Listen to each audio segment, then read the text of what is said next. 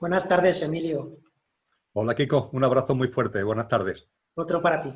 Vamos a dar comienzo a la segunda parte del encuentro mensual de junio, que lleva por título Prácticas de vida para ser semillas de la nueva humanidad y vivir con serenidad y conciencia los acontecimientos actuales. Estupendo Kiko, pues vamos a ello. Te vuelvo a repetir mi agradecimiento por encargarte de todo lo que supone organizar un encuentro como este, que tiene multitud de flecos, multitud de puntadas, como decimos por aquí, y te lo agradezco de corazón. E igualmente, por supuesto, agradezco a todas las personas de tantas partes del mundo que están aquí en esta convocatoria de encuentro online. Muchísimas gracias a todas vosotras, muchísimas gracias a todos vosotros por vuestra presencia. No me cansaré de decir que esa presencia es fundamental, que cuando se comparte desde el corazón, como procuro hacer, e intentando mantener una vibración lo más alta posible y sin querer convencer a nadie de nada, ahí se origina una energía que es colectiva, una frecuencia vibracional que es colectiva. Y muchas de las cosas que voy a compartir se deben precisamente a vuestra presencia. Sería distinto si esa presencia no fuera real. Es decir, si yo me encontrara aquí hablando al ordenador yo solo, no fluiría lo mismo y las cosas que van a surgir en estas 2 horas que compartiremos no serían las mismas ni muchísimo menos. Así que muchas gracias por vuestra asistencia, pero sobre todo muchas gracias por vuestra presencia. Muchas gracias también a todos y a todas los que habéis realizado tantas preguntas, tantas observaciones. La verdad es que no es sencillo hacer una especie de síntesis que permita contestar, y es lo que voy a procurar, todas y cada una de ellas. Para ello, como ya hicimos en el encuentro de mayo, lo que he hecho es agruparla por bloques temáticos. Resaltaré en cada bloque temático algunas de esas preguntas, pero sabiendo que detrás de esas preguntas que resaltaré hay otras, muchas, que son bastante similares. Y así, para ganar tiempo, no voy a ir haciendo referencia a todas y cada una de ellas, sino a las que mejor pueden expresar lo que es ese sentir colectivo que se expresa en tantas observaciones y en tantas preguntas. Voy a comenzar compartiendo acerca de unas cuestiones que puedo denominar de carácter personal. Me refiero en concreto a lo siguiente. Muchas gracias a los que me invitáis. Recibo a través vuestra invitaciones para ir a muchas partes del mundo, desde Palma de Mallorca hasta Colombia. Y os lo agradezco de corazón, facilitándome todo, facilitándome el viaje, facilitándome la estancia, poniendo facilidades para todo. No cae en saco roto, no cae en saco roto. Todo lo tendré muy presente, todo lo tendré muy en cuenta, aunque también es verdad que mi estilo de vida intenta no caer ni mucho menos en el estrés, en el culto a la velocidad y vivir, aunque sea intensamente, pero también a un ritmo relajado. Pero en fin, todo es cuando corresponde y lo que os puedo asegurar es que esas invitaciones las hago mías, las tengo muy presentes, las tengo muy bien anotadas y si la vida lo va posibilitando, pues intentaré ir respondiendo a ellas en la medida de lo posible. Muchas gracias a todos los que me la habéis cursado. Por otra parte, se han hecho distintas preguntas acerca de cómo participar en unos encuentros de estudio que se realizan desde hace ya tiempo en el Rincón de Kiko, precisamente, organizados por la rama Fraternidad de Sevilla, la rama Fraternidad de Sevilla de la Sociedad Teosófica Española. Esos grupos de estudio se desarrollan a modo de curso, comienzan en el mes de octubre y terminan en el mes de junio. Ahora estamos concluyendo, por tanto, en este mes de junio el curso 2019-2020 y para la presencia, para la asistencia a los grupos de estudio, se puede hacer tanto con presencia física como también online. Todo tiene su ventaja, todo abre oportunidades y los acontecimientos que hemos vivido en los últimos meses han servido para que desde la rama Fraternidad de Sevilla hayamos tenido en cuenta también estas posibilidades que el mundo online ofrece y pone a nuestra disposición, y para el curso 2020-2021, desde que arranque en el mes de octubre, los grupos de estudio tendrán, por tanto, esa doble modalidad, la modalidad de la presencia física, pero también la modalidad online, siguiendo el mismo sistema de Zoom que estamos usando en el momento presente. Así que todos los que estéis interesados podéis acceder a los grupos de estudio que se formarán, que serán divulgados en el mes de julio. Podéis acceder a través tanto de mi blog, El Cielo en la Tierra, donde en el mes de julio y con reiteración en agosto y septiembre aparecerá la información sobre los contenidos de esos grupos de estudio, que se desarrollan todos los miércoles de mes de 19 a 21 horas, hora española, todos los miércoles. Cada miércoles un contenido distinto. Este año, por ejemplo, ha habido grupos de estudio centrado en la cosmogénesis, centrado en el yoga, centrado en el conocimiento de uno mismo, centrado en el centramiento, valga la redundancia, y en el mes de julio anunciaremos los nuevos grupos que se ponen en marcha para el curso 2020-2021 e insisto, a través del blog tendréis toda la información. Igualmente, los que estéis interesados podéis dirigiros directamente a la rama Fraternidad de Sevilla de la Sociedad Teosófica. Es muy sencillo, es dirigir un correo electrónico al email de la rama, concretamente teosofia.sevilla@gmail.com. teosofia.sevilla@gmail.com. Teosofía sin acento. Al tratarse de una dirección de correo electrónico, el acento, la tilde que sobre la i lleva el término teosofía, no ponerlo porque entonces llevaría un error en el envío. Y por fin, en este inicio de cuestiones que califico de alguna manera como de personal, me habéis escrito también sobre iniciativas en las que participo, que tienen que ver con comunidad, que tienen que ver con encuentros, etcétera, etcétera. Muy en particular, hacéis referencia a un proyecto que en su momento intentamos poner en marcha, que es un proyecto de comunidad llamado Om Shanti Costa Sagrada. Ese proyecto intentamos ponerlo en marcha entre el año 2015, 2017 y no fraguó. Y cuando las cosas no fraguan, pues nada, todo tiene un sentido profundo y un porqué y un para qué. Era el intento de poner en marcha un centro, un foro de actividades, también con posibilidad de vida en comunidad, en la costa sagrada de la provincia de Cádiz, en la costa maravillosa que la provincia de Cádiz en Andalucía pone a nuestra disposición, pero ese proyecto, lo que me habéis preguntado por él, no ha cuajado. Hay otros proyectos de comunidad en los que yo no participo activamente, pero apoyo de corazón, que están en marcha, como puede ser, por ejemplo, el proyecto Ocouso, tenéis toda la información en Internet, en la provincia de Lugo, en Galicia, que es un proyecto que ya está echando raíces a través del buen hacer de mi amigo Javier León, y a través de Internet podéis tener mucha información acerca del funcionamiento de esta comunidad de consciencia. Y lo que sí comparto con vosotros, porque también hay algunas personas que me han insistido en ello, es que lo que sí realizo y voy a realizar con más intensidad para el curso 2020-2021 son retiros, talleres en la Hospedería del Silencio, al norte de la provincia de Cáceres, en los aledaños de la Sierra de Gredos. La Hospedería del Silencio se ubica a las afueras de un pequeño municipio llamado Robledillo de la Vera. Son unas instalaciones sensacionales de cabañas con un complejo muy adecuado para realizar actividades formativas, educativas, de yoga y también de movimiento, y con una cocina vegetariana sensacional. Y allí vengo realizando retiros, talleres periódicamente que a partir del mes de septiembre se van a intensificar. Normalmente, tanto mi mujer como yo vamos a impartir allí talleres todos los fines de semana de últimos de cada mes. ¿Hay alguna excepción?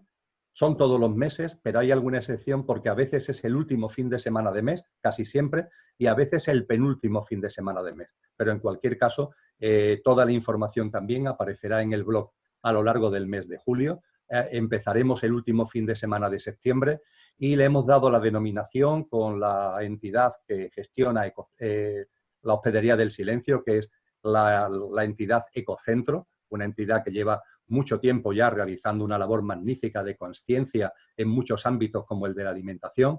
Tiene unas magníficas instalaciones en la ciudad de Madrid, y Ecocentro, conjuntamente conmigo, hemos puesto en marcha una iniciativa que se llama la Academia de la Consciencia, la Academia de la Consciencia. Y a través de esos retiros mensuales a los que he hecho mención, iremos desgranando los aspectos fundamentales de lo que a mí me gusta llamar la sabiduría perenne, la sabiduría sin edad, la sabiduría que hemos recibido como legado de los sabios y sabias de todas las épocas, pero plasmado de una forma muy práctica, de una forma muy del momento presente, para que a esa sabiduría tan antigua y tan profunda le podamos sacar el mayor jugo. Y eso es lo que puedo poner a vuestra disposición. No ya iniciativas como fue Om Shanti de vida en comunidad, pero sí encuentros periódicos de fin de semana en esta magnífica Hospedería del Silencio. A los que físicamente os sea posible acudir, pues maravilloso, porque nos veremos allí y tendremos ocasión de vernos además a lo largo de todo el año, desde el mes de junio desde el mes de septiembre hasta el mes de junio, quitando el mes de diciembre, que por las festividades navideñas no lo realizaré. Pues bien, respondida y prestada atención a estos asuntos que he denominado, por llamarlo de alguna manera, de carácter personal, vamos a entrar en las preguntas directas que hacéis a propósito de las prácticas de vida que tuvimos oportunidad de compartir hace ahora exactamente 2 semanas. El primer bloque de las preguntas que habéis planteado tienen su enfoque, van dirigidas a la consciencia en relación con uno mismo. Después veremos que hay otro bloque que va dirigido a la consciencia en relación con los demás. Cómo vivir en consciencia, cómo ejercitar nuestra conciencia en relación con los otros. Y a partir de ahí también veremos que hay un buen número de preguntas que se detienen en el tema de la élite, que indagan también en el tema de la política, que plantean observaciones con relación a la célebre vacuna y cómo responder desde el punto de vista de individual y colectivo a lo que puede ser la imposición de una vacuna obligatoria. Eso lo iremos desgranando para ir terminando por fin en un apartado que puedo denominar de espiritualidad en sentido estricto, donde planteéis una serie de cosas relacionadas con la evolución álmica, con las reencarnaciones, y eso lo dejaré para el tramo final de este encuentro que estamos empezando a compartir. Pero lo primero que toca, creo que es lo que corresponde para llevar una metodología lógica, es desde las prácticas de vida que compartimos hace 15 días, la consciencia aplicada a la relación con uno mismo, Hay una cuestión primera en este punto que quiero resaltar, que lo realiza una persona que me habla que cómo diferenciar la práctica real de la fantasía mental. A veces podemos tener experiencias o podemos tener percepciones que nos surge la duda. En nuestro camino en conciencia, en nuestro avance, en esa práctica de vida cada vez más coherente con nosotros mismos, nos van pasando cosas, van ocurriendo hechos, vamos teniendo vivencias y percepciones que podemos preguntarnos, ¿esto es real o me estoy autoengañando? ¿Esto es real o es una fantasía mental? Eso, lo primero que quiero compartir es que nos pasa a todos. Es un camino, en ese camino de la evolución en conciencia, por ahí pasamos todos. La conciencia se va abriendo, al ir abriendo la conciencia se va también adquiriendo una perspectiva de vida mucho más amplia, una perspectiva de vida distinta, vamos teniendo una mirada como ver la vida desde la altura, no reptando por el suelo, sino que vamos viendo la vida desde la altura. Eso va abriendo capacidades que todos tenemos pero que están durmientes. Cuando estamos inconscientes, esas capacidades están durmientes y en la medida en que vamos abriendo nuestra conciencia, esas capacidades van igualmente abriéndose y de ser durmientes se van mostrando, van haciéndose patentes, no latentes, sino patentes. Y claro, cuando esto empieza a suceder, pues pueden surgir esa gran pregunta, ¿esto es real o es fantasía? Pues bien, lo que puedo compartir con vosotros al respecto es seguir para adelante. Dejar esta pregunta incluso a un lado. Yo percibo que estoy viviendo esto y no voy a entrar en diatribas mentales de si será verdad o será mentira. Voy a vivir la experiencia, voy a sentir la experiencia, voy a hacer mía la experiencia y lo más importante, voy a sacar jugo a la experiencia como factor de impulso en mi camino consciencial. Es decir, en lugar de entrar en diatribas mentales sobre si esto es verdad, sobre si esto es mentira, sobre si esto es real, sobre si esto es una fantasía, lo que os aconsejo es que no entréis en esas diatribas. Igualmente, que no os enganchéis a la experiencia ni a las experiencias, no engancharos a ella, no intentar provocarla, no obsesionaros por las mismas, sino ante esas experiencias y ante esas vivencias, sacarle el jugo para que sean un factor de impulso en vuestro avance en consciencia. Os pongo un ejemplo. Si tenéis en un momento la sensación, aunque sea fugaz, de una unificación con todo, que puede pasar a veces sucede cuando la conciencia se va abriendo, que aunque sea fugazmente, podemos tener la sensación, estando en la calle o estando en casa, dando un paseo por la naturaleza o por la calle de cualquier ciudad, en un momento determinado podemos percibir como si esas barreras mentales entre el yo y los demás, yo y el otro, el sujeto y el objeto, se tambalearan, se diluyeran, desaparecieran y tenemos una sensación muy fuerte de unidad y de unificación con todo lo que vivimos. Eso sucede en el camino de la consciencia, porque efectivamente esa separación, ese distanciamiento entre el yo y el otro, entre el sujeto y el objeto, no es real, no es real. La vida es una, todos formamos parte de esa misma vida. Son nuestras barreras mentales las que separan, las que dividen, las que nos alejan, pero la vida es una. Y fugazmente, después posteriormente, esa experiencia la podemos ir consolidando cada vez más, pero en principio fugazmente lo podemos sentir. Pues bien, más que empezar a preguntaros si esto es verdad, esta experiencia ha sido fruto de mi imaginación, lo he vivido de verdad, no meteros en esas diatribas mentales y no engancharos a la experiencia, no consideraros importante porque habéis tenido esa experiencia, ni no importante, la habéis vivido. ¿Y qué os está diciendo la experiencia? Porque esa es la clave. ¿Qué os está aportando esa vivencia? Os está abriendo una puerta, os está abriendo una ventana. Y esa percepción de que efectivamente la vida es una, llevarla a vuestra vida en las relaciones con los demás, en las relaciones con todos los seres vivos, el irse dando cuenta de que la separación, la división, la dualidad no es real, es algo muy importante. No nos enganchamos a la vivencia e intentamos llevarlo a nuestra vida práctica, en nuestro quehacer cotidiano, en nuestra vida a cada instante. Esto es lo que puedo aconsejar sobre ese dilema entre lo real y la fantasía y lo real. Creo que es lo más importante. Igualmente, se hace una pregunta muy directa dentro de este apartado de consciencia en relación con uno mismo, y es el tema de tener hijos o no tener hijos. Ha habido varias personas, no ha sido solamente una, que me plantean si habida cuenta de la que está cayendo, habida cuenta de que nos encontramos en un huracán de magnitud aceleradamente creciente, se habida cuenta de que estamos inmersos en una sociedad distópica, es sensato el plantearse tener hijos. ¿Es sensato plantearse tener hijos en el momento actual? Pues creo que también la respuesta a esta cuestión, que es una cuestión importante, sin ningún tipo de duda, pero creo que la respuesta es sencilla y es directa. Mirad, una pareja cualquiera puede plantearse el tener hijos y es perfecto. Y lo puede hacer con una enorme tranquilidad. El hijo o la hija, en caso de que llegue, es un alma que encarna.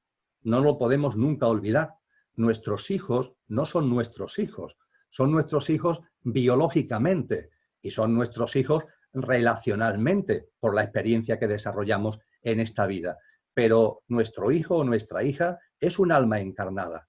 Y lo que tenéis que tener en cuenta es que cuando una pareja decide tener un hijo o una hija, decide tener un bebé, lo que está haciendo es abrir la puerta. Ya está, abrir la puerta. Pero que esa puerta abierta la use un alma para encarnar o no, eso ya no depende de la pareja. Eso depende del alma que va a encarnar. Es cierto que el alma que va a encarnar, cuando contempla una pareja que potencialmente puede ser útil, encaja con su propósito de vida para tenerlos como padre, álmicamente hay una conexión, aunque no nos demos cuenta los que estamos aquí encarnados. Pero ese alma que va a encarnar, cuando se abre la puerta porque una pareja se pone en disposición de tener hijos, el alma que ve a esa pareja como potencialmente adecuada, contacta álmicamente con el alma de los dos miembros de la pareja. Y ahí es donde se produce o no se produce el pacto de amor que da lugar finalmente a lo que llamamos la fecundación, el embarazo y el nacimiento del bebé. Pero la iniciativa la toma el alma que va a encarnar. Lo que hace la pareja es abrir la puerta. Por tanto, a las personas que me habéis preguntado esto, yo os diría, abrid la puerta, no tengáis ninguna duda. Es maravilloso el tener hijos, es fruto del amor. Demuestra también que en la pareja hay un deseo de ir más allá de lo que es puramente una relación de dos, de que ese amor se abra, de que ese amor dé fruto. Eso es maravilloso. Y si lo sentís, abrid la puerta, sin ningún problema. Tampoco aquí meteros en diatribas mentales. Y dejar que la decisión sea de las almas, Ellas saben si tienen que encarnar o no tienen que encarnar. Ellas lo saben perfectamente, por su propósito de vida. Es una cuestión que no tenéis que plantearos vosotros. El alma, en caso de que encarne como vuestro hijo o vuestra hija, ese alma sabe que le corresponde encarnar, porque si no, no encarnaría. Dejar, por tanto, la decisión, porque es así además donde se adopta, donde se toma, en el alma a encarnar. Y vosotros abrid la puerta. Y abrid la puerta y con confianza en la vida. Si el embarazo se produce, estupendo. Si el embarazo no se produce, pues también estupendo, porque ahí hay razones poderosas.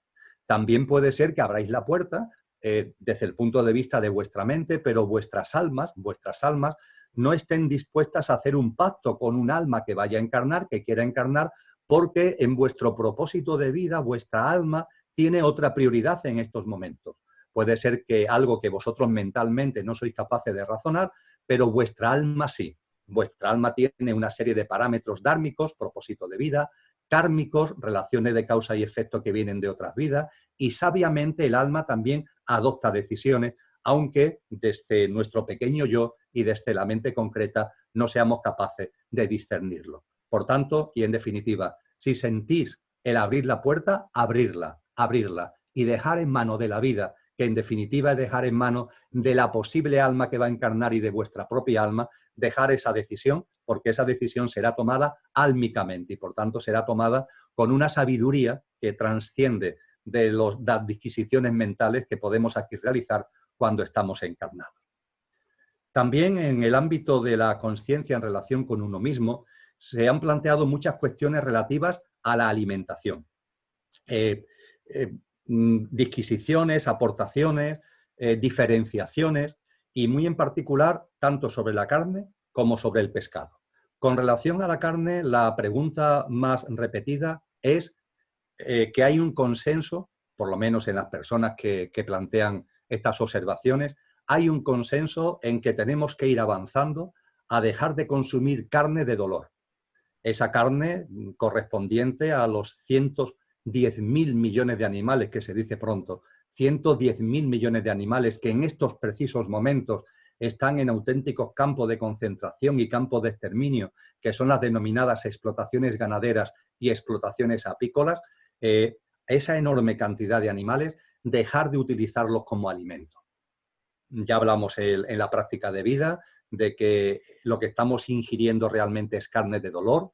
Ya hablamos en la práctica de vida de que ahí no hay proteínas, de que las proteínas se diluyen cuando el cuerpo del animal fallece. En cuestión de muy pocas horas, esas proteínas se han diluido y lo que ingerimos a través de esa carne muerta y esa carne de dolor no nos aporta nada desde el punto de vista ni de nutrición, ni desde el punto de vista de proteína. Simplemente nos quita el hambre momentáneamente. Y como más adelante hablaremos, eso lo voy a dejar para un poquito más adelante, genera también una adicción que es provocada de la forma y manera que comentaré dentro de un rato cuando hablemos de las relaciones con los demás y hablemos de la élite, etcétera, etcétera. Eso lo dejaré para un poquito más adelante. Pero ahora lo importante es, insisto, que la mayoría de las personas que han planteado cuestiones con relación a ingerir carne se plantean claramente el no ingerir carne de dolor, el no ingerir esa carne que procede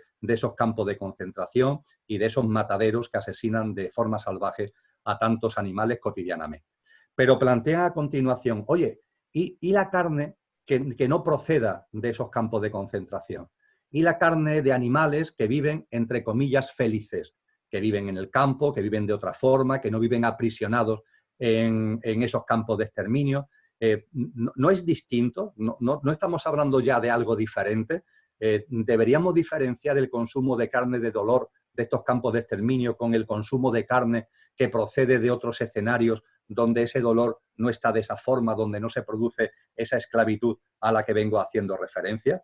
Pues bien, evidentemente lo primero a constatar es que efectivamente es distinto, sin ningún tipo de duda es distinto.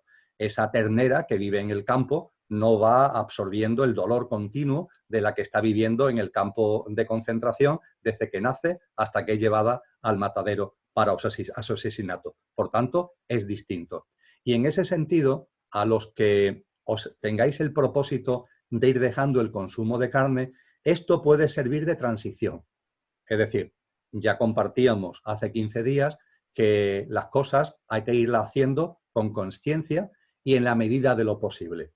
Hay personas que comprenden en consciencia que deben dejar de comer carne, pero les resulta difícil porque es un hábito adquirido y es una adicción, insisto, lo hablaré más tarde, es una adicción adquirida. Pues bien, el pasar de comer carne de dolor a una carne que no tenga ese dolor forma parte o puede formar parte de la transición. En ese sentido, es un avance. Pero en cualquier caso, lo que está ahí como elemento de fondo, lo que está ahí como el elemento básico es el no causar sufrimiento a seres vivos que tienen un sistema emocional, un sistema nervioso y un sistema emocional tan desarrollado como los seres humanos y que tienen la misma capacidad de sentir placer y dolor que los seres humanos.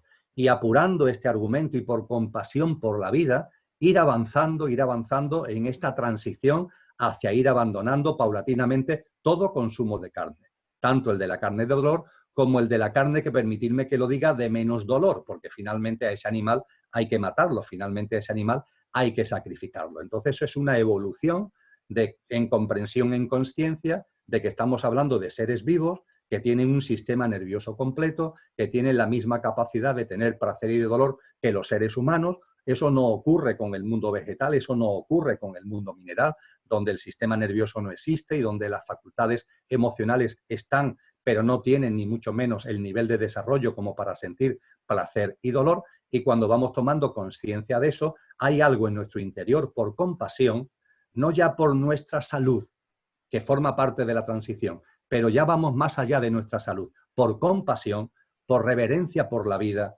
por un deseo íntimo de vivir sin dañar a otras formas de vida, que vamos avanzando en ir dejando de comer carne. En ese sentido, la carne de menos dolor forma parte de la transición, pero yo os animo que en la medida de lo posible y en el camino que cada uno tiene que hacer, vayamos avanzando hacia el horizonte de alimentarnos de una forma que no conlleve el dañar a ninguna forma de vida, el originar daño mayor o menor a ninguna forma de vida. En conciencia os animo a eso. Y en este contexto aparecen las preguntas que tienen que ver con el pescado. ¿Y el pescado? ¿Qué ocurre? Cuando hablamos de carne, estamos incluyendo al pescado, son cosas distintas. Pues mirad, con relación al pescado también pasa en parte lo que ocurre con las explotaciones ganaderas y apícolas. Hay cada vez un mayor número de explotaciones de pescados que son la piscifactoría, que se van pareciendo cada vez más en su metodología, en su operatoria, a lo que son esos campos de concentración a los que he hecho referencia cuando hemos hablado de animales mamíferos, de aves, etc. Cada vez más proliferan esta piscifactoría y a ellas se le puede repetir todo lo que hemos hablado con relación a los campos de concentración. Y después están también la pesca de pescados que viven en el océano, que viven en el mar y son pescados para ser alimento de manera inmediata. Con relación a esta segunda parte, a los peces y a los pescados que viven en libertad y son pescados para su consumo inmediato, creo que es muy importante que tomemos conciencia, volviendo al tema del sistema nervioso y volviendo a todo lo que tiene que ver con el mundo emocional, que no todos los peces, no todos los pescados tienen, no todas las formas de vida marinas tienen las mismas características, ni en su sistema nervioso, ni en su mundo emocional. No es lo mismo un molusco, pongamos por caso, que un bacalao. No es lo mismo un mejillón que un atún. Y dentro de los pescados también deberíamos valorar la forma de pesca que se realiza, porque hay formas de pesca que, aunque sean cogerlos directamente del mar, son formas de pesca absolutamente sangrientas y salvajes. Todo lo que tiene que ver con la pesca, por ejemplo, del atún, normalmente va acompañado de un acto horripilante, de sangre, de dolor, de sacrificio por parte de estos hermosos animales.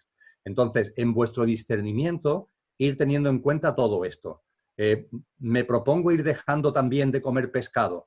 Pues sobre todo empieza dejando de comer pescados que sí tienen un sistema nervioso y por tanto un mundo emocional muy desarrollado. Es el caso del atún o es el caso del bacalao al que he hecho referencia. Normalmente los peces, cuanto más grandes son, no es una regla perfecta, pero suele ser así, los pescados, los peces, cuanto más grandes son, más tienen desarrollado el sistema nervioso, más tienen desarrollado su mundo emocional. Y también aquí podemos utilizar el término de transición al que he hecho referencia anteriormente, en ir dejando de comer pescado, pues durante una época se puede estar comiendo chocos, se pueden estar comiendo moluscos, que hacen que poco a poco vayas avanzando hacia una práctica de vida que sea vegetariana o incluso, muchas personas se lo plantean así, vegana, dejando de tomar huevos, dejando de tomar leche, todo lo que tenga que ver con algún tipo de explotación directa o indirecta de cualquier forma de vida. Lo que sí os puedo asegurar es que este camino, cuando lo vamos recorriendo sin prisa pero sin pausa, avanzando en la medida de lo posible, va abriendo en nosotros unas sensaciones que son muy difíciles de describir. En gran parte, la adicción a esos alimentos es precisamente eso, una adicción. Insisto, después volveré a ello. Y esa adicción, en la medida en que dejamos de consumirlo, va desapareciendo. Y en paralelo, cuando nuestra nutrición está en consonancia con la vida, en reverencia con la vida, se van abriendo también en nosotros nuevas percepciones.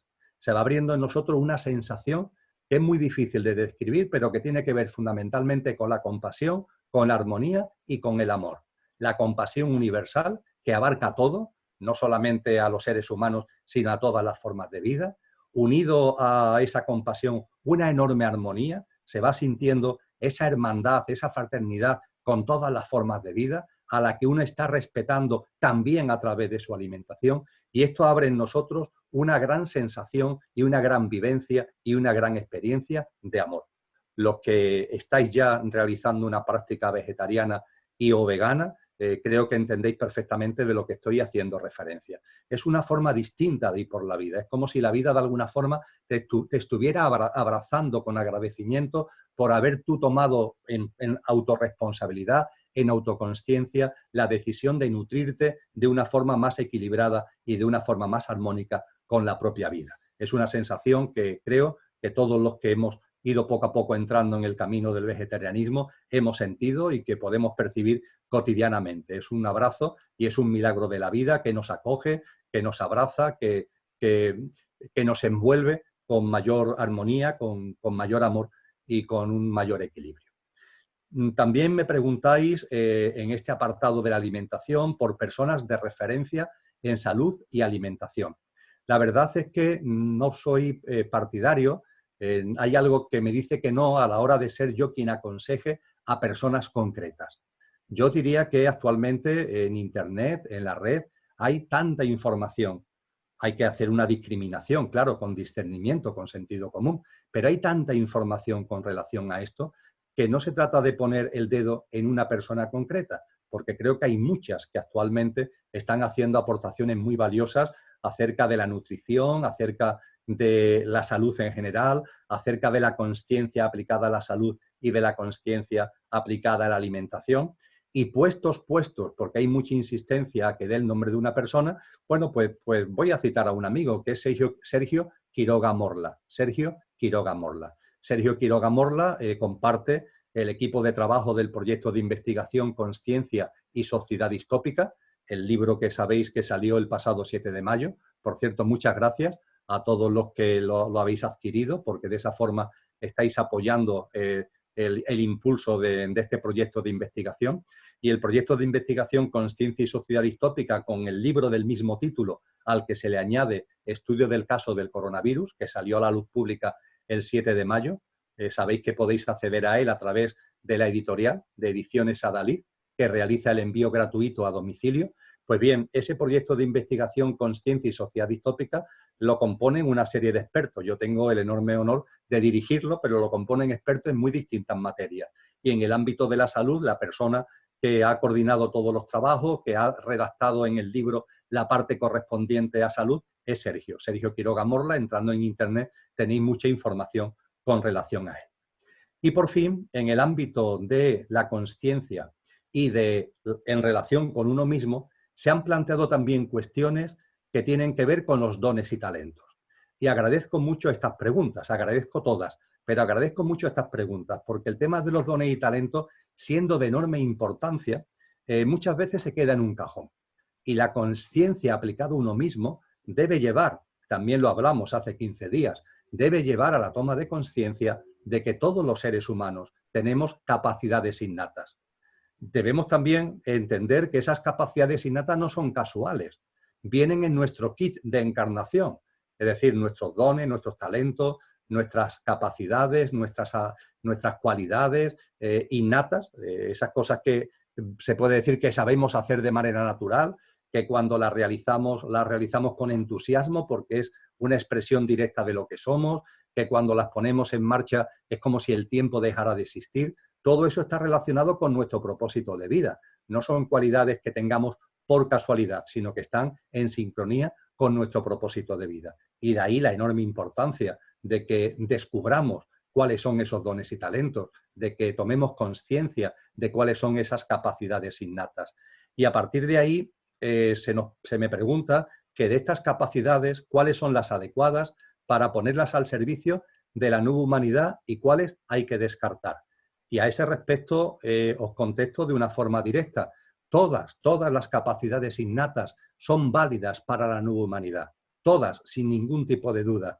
Recordar que la nueva humanidad no es algo teórico, no es algo abstracto, es algo que tenemos que construir entre todos, pero sacándola de nosotros mismos. Es decir, no se trata de que tengamos que buscar la nueva humanidad en no sé dónde, ¿no? La nueva humanidad la llevamos dentro. Es lo que late en nuestro corazón, es lo que brilla en nuestra alma. Y lo que tenemos que hacer es plasmarla en nuestra vida cotidiana de instante en instante. Es ese término precioso que utiliza el cristianismo de la parusía, la presencia, que se haga presente lo mejor de nosotros mismos, que se haga presente todo lo que está relacionado con esa nueva forma de vida que está en coherencia con nuestro corazón, con nuestra conciencia y con nuestras cualidades sálmicas. Y los dones y talentos, todos sin excepción, tienen que ver con eso y no jerarquizarlos. El viejo mundo en el que todavía estamos nos ha imbuido el economicismo, el mercantilismo, el medir por el precio las cosas, confundiendo valor y precio. No, vamos a salir ya de ahí, vamos a salir ya de ahí. Y los dones y talentos, todos son igualmente importantes. Y en cuanto que muestran lo mejor del ser humano que lo tiene, son una contribución directa a la configuración de la nueva humanidad. Todos y sin excepción. Y da igual lo que nuestra mente diga al respecto. El que tiene buena mano para la cocina, el que tiene esa cualidad, practicando y compartiendo esa buena mano para la cocina, está colaborando al surgimiento de la nueva humanidad. El que la tiene para el bricolaje, practicando y compartiendo el bricolaje, está contribuyendo a la configuración de la nueva humanidad.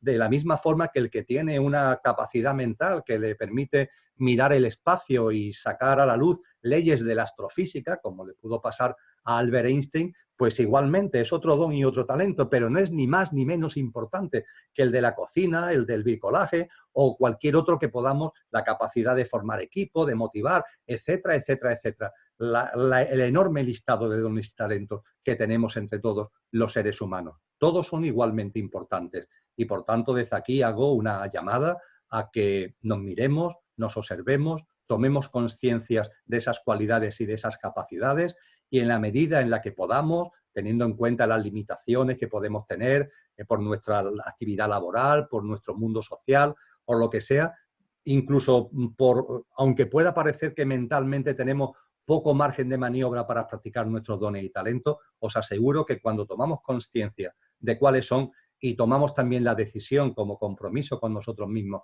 de ponerlos en marcha, aparecen los espacios para que los podamos desplegar. Por tanto, poneros en marcha y veréis que al poneros en marcha se van abriendo los espacios para que podáis practicar y compartir, y son las dos cosas, son las dos caras de la misma moneda, ejercitar y compartir esas cualidades innatas que todos, cada uno las nuestras, sin ningún tipo de duda, tenemos.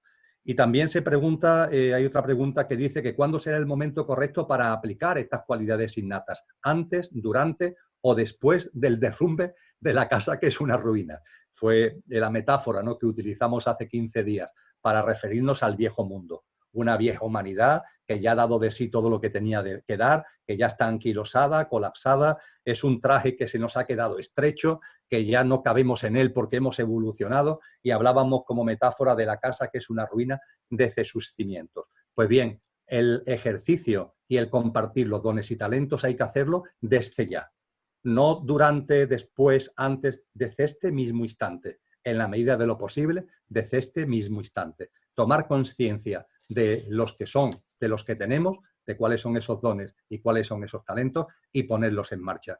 Y de verdad, esto cuando se hace, se experimenta una transformación en la vida, porque el entusiasmo que nos proporciona la práctica y el compartir de nuestros dones y talentos es como si afectara a la vida en su conjunto. Ese entusiasmo, esa sensación de realización, abarca incluso otras muchas actividades que no tienen nada que ver con nuestros dones y talentos. Es otra grandeza de la práctica de nuestras cualidades innatas. Repito que cuando las practicamos para lo que lo tenemos, el entusiasmo y el sentimiento de realización produce una especie de enamoramiento de la vida, intensifica nuestro enamoramiento de la vida y eso abarca la vida en su conjunto, incluso aquellas actividades de nuestro día a día que están en las antípodas de lo que son nuestros dones y talentos. Practicarlo, practicarlo. Si esto estamos hablando de todo lo que tiene que ver con la consciencia, es ciencia. Es decir, se pone en práctica y se puede comprobar que no son palabras huecas, sino que son hechos ciertos. Practicarlo y lo comprobaréis. A partir de aquí pasamos a un segundo bloque. Consciencia en la relación con los demás. Consciencia en relación con los demás. Aquí hay muchas preguntas también. Ante personas ofuscadas, ¿dónde está el límite? Hablábamos en la práctica de vida de tener una relación con los demás basada en el respeto, basada en la comprensión, basada en la empatía, basada en la compasión, basada en la tolerancia, etcétera, etcétera, etcétera. Basada en el no juicio, saliendo de esa forma de vida tan rara en la que en el viejo mundo nos hemos metido, de ir con una balanza en la mano por la vida, juzgando a la vida, juzgando a nosotros mismos, juzgando a los demás, juzgando lo que pasa, juzgando todo lo que ocurre a nuestro alrededor, que si esto está bien, que si esto está mal, que si esto es positivo, que si esto es negativo. Uf, qué trabajón, ¿verdad? Qué trabajón. Y además no nos pagan por hacer eso, no hay sueldo para hacer eso. Y qué trabajón hemos asumido de una forma tan tonta y tan inconsciente. Lo que tenemos que hacer, terminábamos así el encuentro de hace 15 días, es tirar la balanza. Vamos a tirar la balanza. Ya está bien, ya está bien. Y en la relación con los demás, vamos a tener una relación con los demás basada en todos esos valores y principios que acabo de recordar, desde el respeto a la tolerancia, desde la comprensión a la ternura, con la empatía y el no juicio como referentes fundamentales. Y surge la pregunta, bueno, y ante las personas ofuscadas, y ante las personas enfadadas, y hay más preguntas que me hablan, bueno, y con relación a nuestros hijos, ¿cómo ponemos esos en práctica? Cuando podemos percibir, como con el sentido de la responsabilidad que tenemos de padre, que nuestros hijos van por un camino que no es el de la consciencia, o con relación a la pareja, ¿qué tenemos que hacer con relación a la pareja? ¿Cómo practicamos ese respeto? ¿Cuál es el límite? ¿Hay algún límite hasta dónde podemos llegar? Ahí está la mente y es normal, ahí está la mente haciéndose preguntas porque a la hora de aplicar esto a la práctica es normal que surjan este tipo de cuestiones. Y para todo esto, me gustaría compartir con vosotros unos breves comentarios. El primero, todo lo que tiene que ver con la consciencia y la relación con los demás, podríamos decir que tiene dos parámetros. Primero, la consciencia y segundo, el sentido común. Consciencia y sentido común van de la mano. Si una persona es consciente, esa persona tiene sentido común. Y para que el sentido común de verdad lo sea, tiene que ir unido a la consciencia. Diríamos también que la consciencia y el sentido común abren las puertas del discernimiento. Ese discernimiento al que nos referimos hace 15 días y es lo que va llegando a la vida, porque es una especie de regalo que la evolución en consciencia nos va haciendo para que podamos percibir lo que es real y lo que es fantasía, al hilo de lo que comentábamos hace un rato. Y para que lo que era una creencia se convierta en una vivencia y en una experiencia de manera natural. Y muchas de las preguntas que nos hacemos, como estas que estoy planteando ahora con relación a las personas ofuscadas, con relación a la relación de pareja, a nuestros hijos, muchas de estas preguntas se resuelven solas. Hay algo en nuestro interior que lo va a responder de forma absolutamente natural y de forma absolutamente espontánea. Es un darte cuenta. Y ese darte cuenta tiene que ver con el discernimiento y el discernimiento tiene que ver con la práctica de la consciencia y con la práctica del sentido común. Por tanto, yo os aliento a la confianza, a que sigáis avanzando por el sendero sin prisa, pero sin pausa. Y os aseguro que de manera natural, sin necesidad de que tengáis que acudir a nadie, y menos a mí, para que os diga lo que hay que hacer, os vais a dar cuenta de lo que tenéis que hacer. Consciencia, sentido común, discernimiento, sentido común, consciencia. Avanzando, todas estas cuestiones se van a ir resolviendo de forma espontánea y de forma natural. No obstante, como hay personas que me dicen, ya Emilio, pero yo ahí no he llegado actualmente, ¿qué es lo que puedo hacer? Pues bien, dos parámetros. Desde luego el telón de fondo, lo vuelvo a repetir, respeto. El telón de fondo lo vuelvo a repetir, empatía. El telón de fondo lo vuelvo a repetir, tolerancia y ternura. La ternura es reevolucionaria, es el mayor instrumento de reevolución que tenemos en nuestra mano, la enorme ternura que deberíamos desplegar cotidianamente. Ese es el telón de fondo. Y a la hora de aplicarlo, no caer en dos, vamos a decir, hábitos que vienen del viejo mundo. ¿Cuáles son esos dos hábitos que deberíamos quitárnoslos de encima? Esa especie de dos implantes que vienen del viejo mundo. Pues fijaros, el idiotismo y el buenismo. El idiotismo y el buenismo. El respeto no significa idiotismo. La tolerancia no significa idiotismo. La ternura no significa idiotismo. Quiero decir con esto que cuando hay una persona ofuscada, una persona enfadada, el hecho de que la respete no significa que te vayas con ella a tomar una cerveza o a compartir una infusión. El hecho de que la respete y que seas tolerante no significa que con ella tengas que tener un contacto, tenga que tener un estar juntos, tenga que tener una convivencia. Eso no tiene que ver el respeto, la tolerancia y la ternura con eso. Al contrario, eso puede ser idiotismo, por no llamarlo masoquismo. Es decir, cuando vemos que hay una persona que no va por un camino distinto, que está en su derecho, no ve las cosas que tú ves, no percibe las cosas como tú las percibes y como está todavía enganchado al viejo mundo, pues normalmente estas personas efectivamente no tienen precisamente la sonrisa en la boca, van como enfadados, como ofuscados. Pues hay que respetarlo, están en su camino, pero una cosa es respetarlo y otra cosa es que tengas tú que pasar tiempo con él o con ella. Simplemente desde el respeto, aléjate, ya está. Tú estás haciendo lo que tienes que hacer. Vivir en coherencia con lo que eres, vivir en coherencia con tu conciencia. Ya esa coherencia le está dando una gran muestra, le está dando una gran pauta a esa persona enfadada o ofuscada, pero a partir de ahí tiene que ser ella la que saque o no jugo a esa pauta, a esa muestra que tiene delante con vuestra coherencia. Y no empeñaros en que de alguna forma tenéis que estar juntos, tenéis que estar ahí dándole conversación, compartiendo una infusión.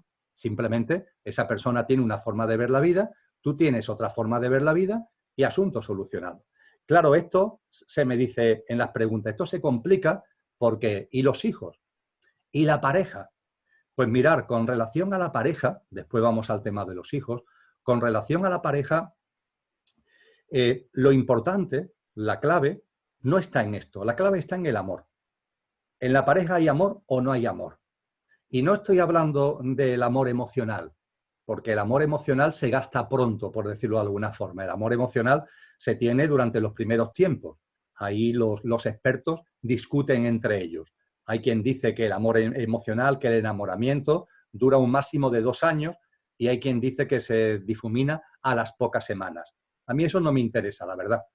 Bueno, pues el enamoramiento yo lo he vivido como lo habéis vivido vosotros, sabemos qué tipo de experiencia es, pero creo que habremos ido dándonos cuenta que una cosa es ese amor o enamoramiento emocional y otra cosa es el amor de verdad, que tiene que ver con una conexión profunda, que tiene que ver con una conexión álmica.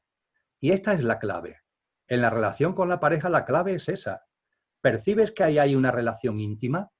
Relación íntima me refiero a trascendente, no me refiero a sexual, me refiero a trascendente. ¿Hay una relación íntima? ¿Existe? ¿Eso está ahí? ¿Te das cuenta que está ahí?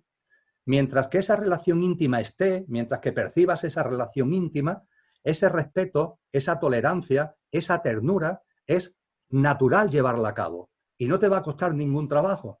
Tu pareja puede tener otra forma de pensar distinta, puede tener otra forma de ver las cosas distintas, pero si tú percibes que hay una conexión álmica, que hay una conexión íntima, percibirás también que estáis siendo maestros el uno del otro, la una de la otra, estáis siendo maestros en la pareja, cada uno con una forma distinta de ver la vida, cada uno con un camino, entre comillas, de conciencia distinto, pero esa conexión íntima os está indicando que ahí hay algo que normalmente tiene que ver con un pacto entre almas, ahí hay algo que os está sirviendo a los dos, porque el apoyo que nos damos no solamente es el apoyo directo cuando mentalmente podemos percibir que esa persona comulga con lo que tú piensas, que te apoya. También hay un apoyo indirecto. Y el apoyo indirecto es cuando tenemos delante una experiencia o una persona que lo que nos está sirviendo es precisamente para que reflexionemos y recapacitemos sobre nosotros mismos, incluso dándonos cuenta, gracias a la actitud de esa persona o gracias a ese acontecimiento, nos demos cuenta de cosas que hay en nosotros que considerábamos que ya, como hemos evolucionado en conciencia, han desaparecido, pero no es así. Y nos lo están poniendo delante. Esa persona o esa experiencia nos lo está poniendo delante. Entonces, repito que en el tema de la pareja, la clave está ahí, en esa percepción. ¿Existe o no existe esa conexión? ¿Existe o no existe esa complicidad? Aunque la complicidad se plasme en caminos que son diferentes. Esa es la clave.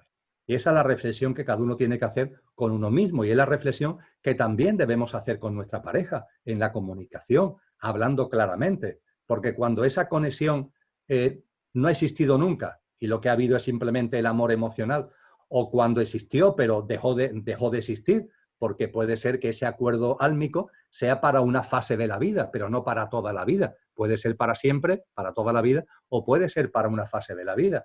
Y esto hay que compartirlo, esto hay que hablarlo, pero desde luego esta es la clave. Esta es la clave.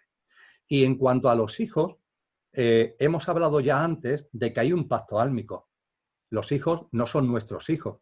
Los hijos son almas que aprovechan, utilizan la puerta que nosotros abrimos a través de nuestras relaciones sexuales, queriendo tener hijos o sin quererlo tener, pero abriendo la puerta a través de las relaciones sexuales, y aprovechan esa puerta para encarnar, pero, como decía antes, siempre hay un acuerdo álmico. Entre el alma del papá y la mamá y el alma del bebé, siempre hay un acuerdo álmico.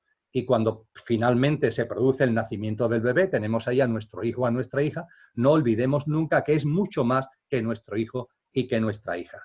Y a partir de ahí, ayudarlos siempre a lo mismo, ayudarlos siempre a lo mismo, a que sea lo que realmente es. El observar, el estar atento, es tu hijo, es tu hija, lo conoces desde que nació, obviamente, pues está atento, estate atento a sus dones y talentos, estate atento a sus preferencias, estate atento a sus prioridades, estate atento a sus cualidades. Y eso es lo que te corresponde como padre y como madre, también como abuelo y como abuela, también como hermano y como hermana. Eso es lo que te corresponde apoyar, eso es lo que te corresponde impulsar. Esa es de verdad la educación, colaborar con el otro, también lo hablábamos hace 15 días, a que saque lo mejor de uno mismo, a que saque lo mejor de esa persona. Y eso es lo que nos corresponde como padres, como madres, eso es lo que nos toca. No que nuestros hijos sean lo que nosotros queremos que sean, sino colaborar con ellos para que sean lo que son, para lo que han venido, con el propósito de vida que han traído, que tiene mucho que ver, repito, con esos dones y con esos talentos. Y a la hora de que la consciencia que podemos percibir que yo tengo, ponerlo al servicio de ese niño, de esa niña, o de ese adolescente o de ese joven, también creo que lo compartíamos hace 15 días, la clave no es lo que digamos, la clave está en lo que hagamos. Esto vale para todo el mundo, pero especialmente para nuestros hijos y para nuestras hijas. La educación no consiste en hablar. Y lo que un padre y una madre pueden hacer con relación a su hijo o a su hija no es hablarles. Con ello no quiero decir que no se le hable, sí háblale. Pero lo que a tu hijo o a tu hija le va a llegar de ti es tu ejemplo, es tu coherencia. Hay mucha gente que habla A, pero hace B. Pues bien, ¿eso qué provoca en el niño o en la niña, en el adolescente o en el joven? Pues una contradicción. Y esa contradicción que provoca que no te haga caso, que lo que te está diciendo le entre por un oído y le sale por otro, porque está habiendo una incoherencia entre lo que dices y lo que haces. Y a partir de ahí, eso no tiene ningún valor. Lo que le llega realmente a nuestros hijos es nuestra vida, nuestra cotidianidad, el cómo vivimos, el cómo vivimos. No te empeñes, por ejemplo, a través de los discursos en que sean vegetarianos, pongamos por caso. Sélo tú si así lo sientes. Avanza en ese camino si así lo sientes. Y no tengas ningún tipo de duda de que eso va a influir en tu hijo o en tu hija, porque va a haber una coherencia en ti, porque va a haber una pauta y un ejemplo en ti. Esa es la forma de tratar a nuestros hijos, a nuestras hijas, en general a todos nuestros seres queridos. Por tanto, Con carácter general, vuelvo a repetir, el respeto, la tolerancia, la ternura, la comprensión, la empatía. En el caso de la pareja, ese vínculo íntimo, el discernir sobre ese vínculo íntimo existe o no existe, y a partir de que no exista, yo no estoy llamando a nadie que se separe de nadie, hay muchos condicionantes en la vida de cada cual, pero ese dato es fundamental en consciencia, saber si se está conviviendo con una persona con la que existe ese vínculo o ese vínculo nunca existió o ha dejado de existir. Eso es muy importante para vivir en consciencia. Y con relación a nuestros hijos, el estar siempre con la consciencia abierta de que son más que nuestros hijos. Y todo esto sin caer en ningún momento ni en el idiotismo masoquismo, ni en el buenismo, ni en el buenismo. Y esto es importante, y con esto termino la contestación a esta pregunta, esto es importante para todas las relaciones con los demás, no caer en el buenismo. El buenismo no es hacer lo mejor para el otro. El buenismo en muchas ocasiones es hacer lo mejor para ti, por miedo o por las circunstancias que sean. Y quiero poner con vosotros, quiero compartir con vosotros y con vosotras, para concluir este asunto y relacionado con el buenismo, un ejemplo real de una pareja que me conmovió hace ya muchos años que esto sucedió y me conmovió.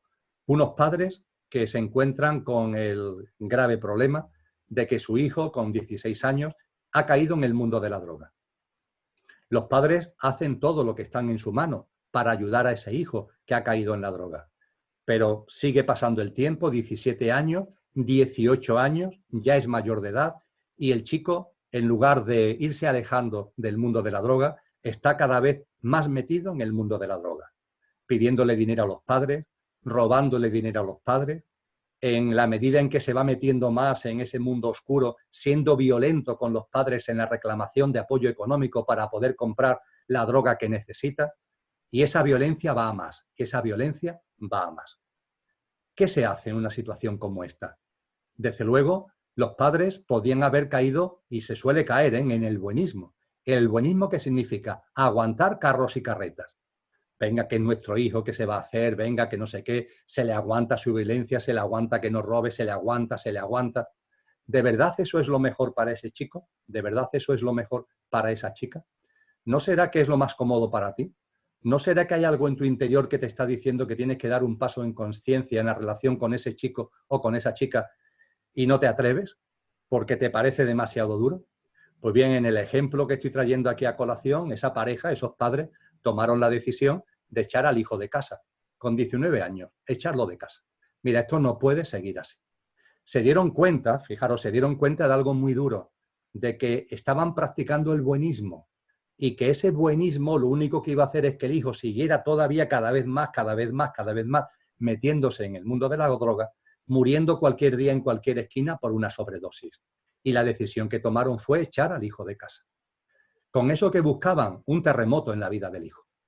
Y que ese terremoto, a lo mejor, abriera unas nuevas puertas hacia ese chico que ahora mismo parecían totalmente cerradas. Y tomaron la decisión de echar al hijo de casa. Tuvieron que cambiar la cerradura. Durante semanas tuvieron que vivir la experiencia de que el hijo volvía a casa intentando entrar y golpeaba la puerta y los insultaba, con el consiguiente escándalo en la vecindad. Y esos padres se mantuvieron en consciencia. Y un buen día el hijo desapareció. Y estuvo más de un año desaparecido. Efectivamente, en ese más de un año desaparecido, este chico podía haber muerto de sobredosis en cualquier esquina. Pero de la misma forma que podía haber muerto de sobredosis si los padres hubieran seguido en la dinámica de aguantar y de aguantar. Y cuando había pasado casi un año y medio, un buen día ese chico volvió a casa. Y volvió a casa transformado. Se había transformado. Había vivido experiencias muy duras, extremadamente duras, pero el romper el cordón umbilical a esa persona, a ese chico, le abrió una puerta. La experiencia fue tremenda, pero finalmente cuando vuelve a su casa, ese chico vuelve transformado. Hoy es una persona ya que tiene casi 30 años y es una persona maravillosa, consciente, en fin, nada más que tengo palabras de alabanza y de amor hacia él. Pero qué experiencia más dura tuvieron que vivir los tres, el padre, la madre y él. Lo comparto para discernir la diferencia entre el buenismo y la consciencia. Y que a veces aguantamos, aunque percibamos que de esa manera lo único que estamos provocando es que la cosa vaya cada vez a peor, pero es que no nos atrevemos, tenemos miedo a dar ese paso que estos padres sí dieron. Como todos, los ejemplos son simplemente ejemplos que cada uno después tiene que matizar, que tiene que pasar por su propia introspección. Pero creo que puede servir a la hora de no caer ni en el idiotismo, masoquismo que comentaba anteriormente, ni en el buenismo al que he hecho referencia en estos momentos. En el ámbito de las relaciones con los demás hay muchas cuestiones que tienen que ver con la élite.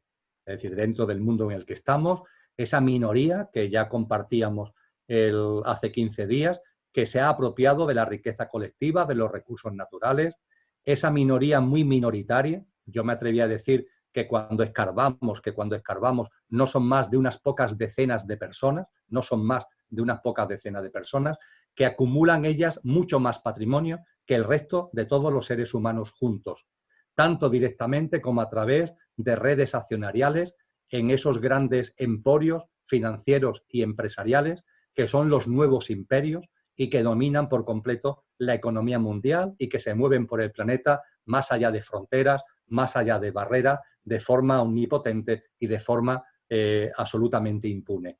Eso es la élite. Y con relación a ello se plantean muchas cosas. Hay una que me ha hecho mucha gracia. La persona, aunque no me lo aclara, me imagino que me escribe la pregunta desde México, que hablábamos hace 15 días de que a esa élite no la justificamos, porque origina mucho dolor y mucho sufrimiento. Pero la distopía que provoca, curiosamente, es un calentón que está haciendo que muchas ranas, otra metáfora que utilizamos, que muchas ranas brinquen, que muchas ranas que están ahí, que cuando el agua se va calentando poco a poco, mueren hervidas, los calentones que da la élite hacen que muchos seres humanos vayan tomando conciencia. ¿Ha ocurrido en estos momentos o no lo habéis percibido? A mí hay muchas personas que me han sorprendido en estas últimas semanas porque han hablado conmigo de cosas que antes no hablaban. Y han hablado conmigo, pero me estoy refiriendo en la tienda, me estoy refiriendo en la frutería, me estoy refiriendo en sitios normales de mi día a día. Y que me expresan cosas que esa persona hace unos cuantos meses era imposible que lo expusiera, porque no se había dado cuenta. Y sin embargo, lo que está ocurriendo, al igual que a mucha gente lo ha metido en el ámbito del miedo y del pánico, pero también a mucha gente le ha servido para abrir una comprensión y unas puertas de discernimiento que antes tenían cerradas. Porque los acontecimientos distópicos que provoca la élite, decíamos que la conciencia avanza sobre el raíl de la utopía y sobre el raíl de la distopía. Es como un tren que avanza sobre esos dos raíles. Y la distopía que provoca la élite está ayudando también a la gente a avanzar en conciencia, lo que, repito una vez más, no justifica el dolor y el sufrimiento que esa élite genera. Pues bien, con ese telón de fondo, esta persona, que insisto, creo que me escribe de México, dice que hay que agradecer a los pinches tiranos. Y dice que es una expresión tolteca. Pues con el permiso de la persona que ha escrito esta cuestión, la hago mía. Me encanta esto de el agradecimiento a los pinches tiranos, que vienen ni más ni menos que de una cultura de tanta conciencia como fue la cultura tolteca. Es el agradecimiento desde el punto de vista de la comprensión, de que todo juega su papel, de que todo está en su sitio, de que todo tiene un porqué y un para qué, que en el ciclo viejo en el que estamos hay ya unas fuerzas creativas y creadoras en la que cada vez más personas queremos estar plenamente inmersas, pero también hay unas fuerzas involutivas, unas fuerzas que no van hacia la evolución, sino hacia la involución, no van hacia la creación, sino a la destrucción. Y el percibir que, aunque ni lo quieran ni lo pretendan, y sin justificar el dolor y el sufrimiento que originan, ese movimiento de involución y de destrucción están ayudando a que cada vez haya más personas en el ámbito de la creación y en el ámbito de la evolución. Entonces, mi agradecimiento a los pinches tiranos en los términos que se me expresa relacionados con la cultura tolteca. También con relación a la élite se me insiste en que si se puede especificar más el papel de la élite en la crisis mundial. Es muy sencillo, ya creo que por lo que hemos compartido, cuando se va observando, cuando se va viendo, es muy sencillo. La élite es la que domina el sistema socioeconómico. Acumula la riqueza, acumula el patrimonio, son los que manejan los hilos de esos grandes imperios financieros y empresariales, y a partir de ahí tienen todos los resortes de poder, también la influencia sobre el resto de ámbitos de la sociedad. Estamos en lo que algunos filósofos han denominado la economía mundo, es decir, donde la economía todo lo absorbe. Hubo una época en la que el arte existía con autonomía. En el siglo XIX, en la segunda mitad del siglo XIX, se hizo famoso la expresión el arte por el arte. Es lo que decían grandes artistas, el arte por el arte. Los dones y talentos de los que antes referíamos, el ejercitarlo por el hecho de ejercitarlo. Sin embargo, eso poco a poco se ha ido contaminando. La economía lo ha ido mercantilizando, también ha mercantilizado las actividades artísticas y finalmente la economía se ha comido el mundo del arte a través del mercantilismo. Y lo mismo ha pasado con la política. Hubo una época que la política tenía autonomía e incluso aspiraba a transformar de verdad el sistema económico. Hoy día la política se ha convertido en un engranaje más absorbido por esa economía mundo, donde esas grandes corporaciones influyen, manejan, hacen y deshacen, prácticamente teniendo a los gobiernos prácticamente como títeres de lo que son sus decisiones y de lo que son sus acciones. Este es el papel que tiene la élite en el momento actual. Y en ese contexto se me pregunta por Nesara y Gesara. Nesara y Gesara. Doy por hecho que para muchos de vosotros y para muchas de vosotras, estos dos términos son conocidos, Nesara y Gesara. De hecho, vienen a indicar lo mismo, son apócrifos, son lenguajes de siglas para hacer referencia a una ley que, según algunas fuentes, se adoptó de manera secreta en Estados Unidos para provocar un cambio en el sistema socioeconómico, un cambio, diríamos, utópico en el sistema socioeconómico. Esto tiene que ver también con el célebre reseteo monetario. Esto tiene que ver también con el sistema cuántico financiero, el QFC en el lenguaje de sigla. Todo esto forma parte de lo mismo. Nesara, Gesara, esta ley teóricamente tomada de manera secreta en un momento determinado en Estados Unidos para la transformación utópica del sistema, que influye sobre todo en el sistema monetario y el sistema financiero, el reseteo monetario. Todo eso está englobado dentro de lo mismo. ¿Qué es lo que puedo compartir con relación a esto? Mi profesión es la economía y tengo que deciros claramente que a todas esas fuentes, a todos esos mensajes, a todos esos compartires y sentires, personalmente no le di credibilidad. Simplemente no le di credibilidad. Yo tengo un conocimiento, no digo que sea el mayor conocimiento del mundo, pero son muchos años los que he estado en el ámbito de la economía, tanto en mi experiencia profesional, en el ámbito de la docencia universitaria, y lo que se habla acerca de las herramientas, de los botones que se van apretando, teóricamente se irían apretando para provocar esta transformación. En lógica económica no es así, la economía no funciona así y yo personalmente no lo veo. Y tengo muchos amigos y amigas que lo ven y que me insisten al respecto, cosa que yo agradezco mucho y que me dicen además que la puesta en marcha de todo esto va a conllevar el desenvolvimiento, la puesta a disposición de los ciudadanos en todo el planeta de los fondos prosperidad, la condonación de deudas, en fin, una serie de cosas que así expresadas son maravillosas. Pero repito, que yo no veo técnicamente los resortes a seguir, no los veo. Y como no los veo ni los encuentro por ninguna parte, pues no le di credibilidad. Tampoco le di credibilidad porque de esto se viene hablando hace muchísimos años. No muchísimos meses, sino que se viene hablando hace muchísimos años. Y siempre se nos anuncia que va a suceder, que va a suceder, que va a suceder. Por la fuente de mis amigos, este año llevamos ya 3 veces. Iba a suceder a comienzos de año, a finales de enero, iba a suceder en la época que aquí denominamos de la Semana Santa e iba a suceder el pasado 14-15 de mayo. Y no ha sucedido, pero es que esto se viene sumando a una serie de avisos, ya va a pasar, ya va a pasar. Y nunca sucede, y nunca sucede.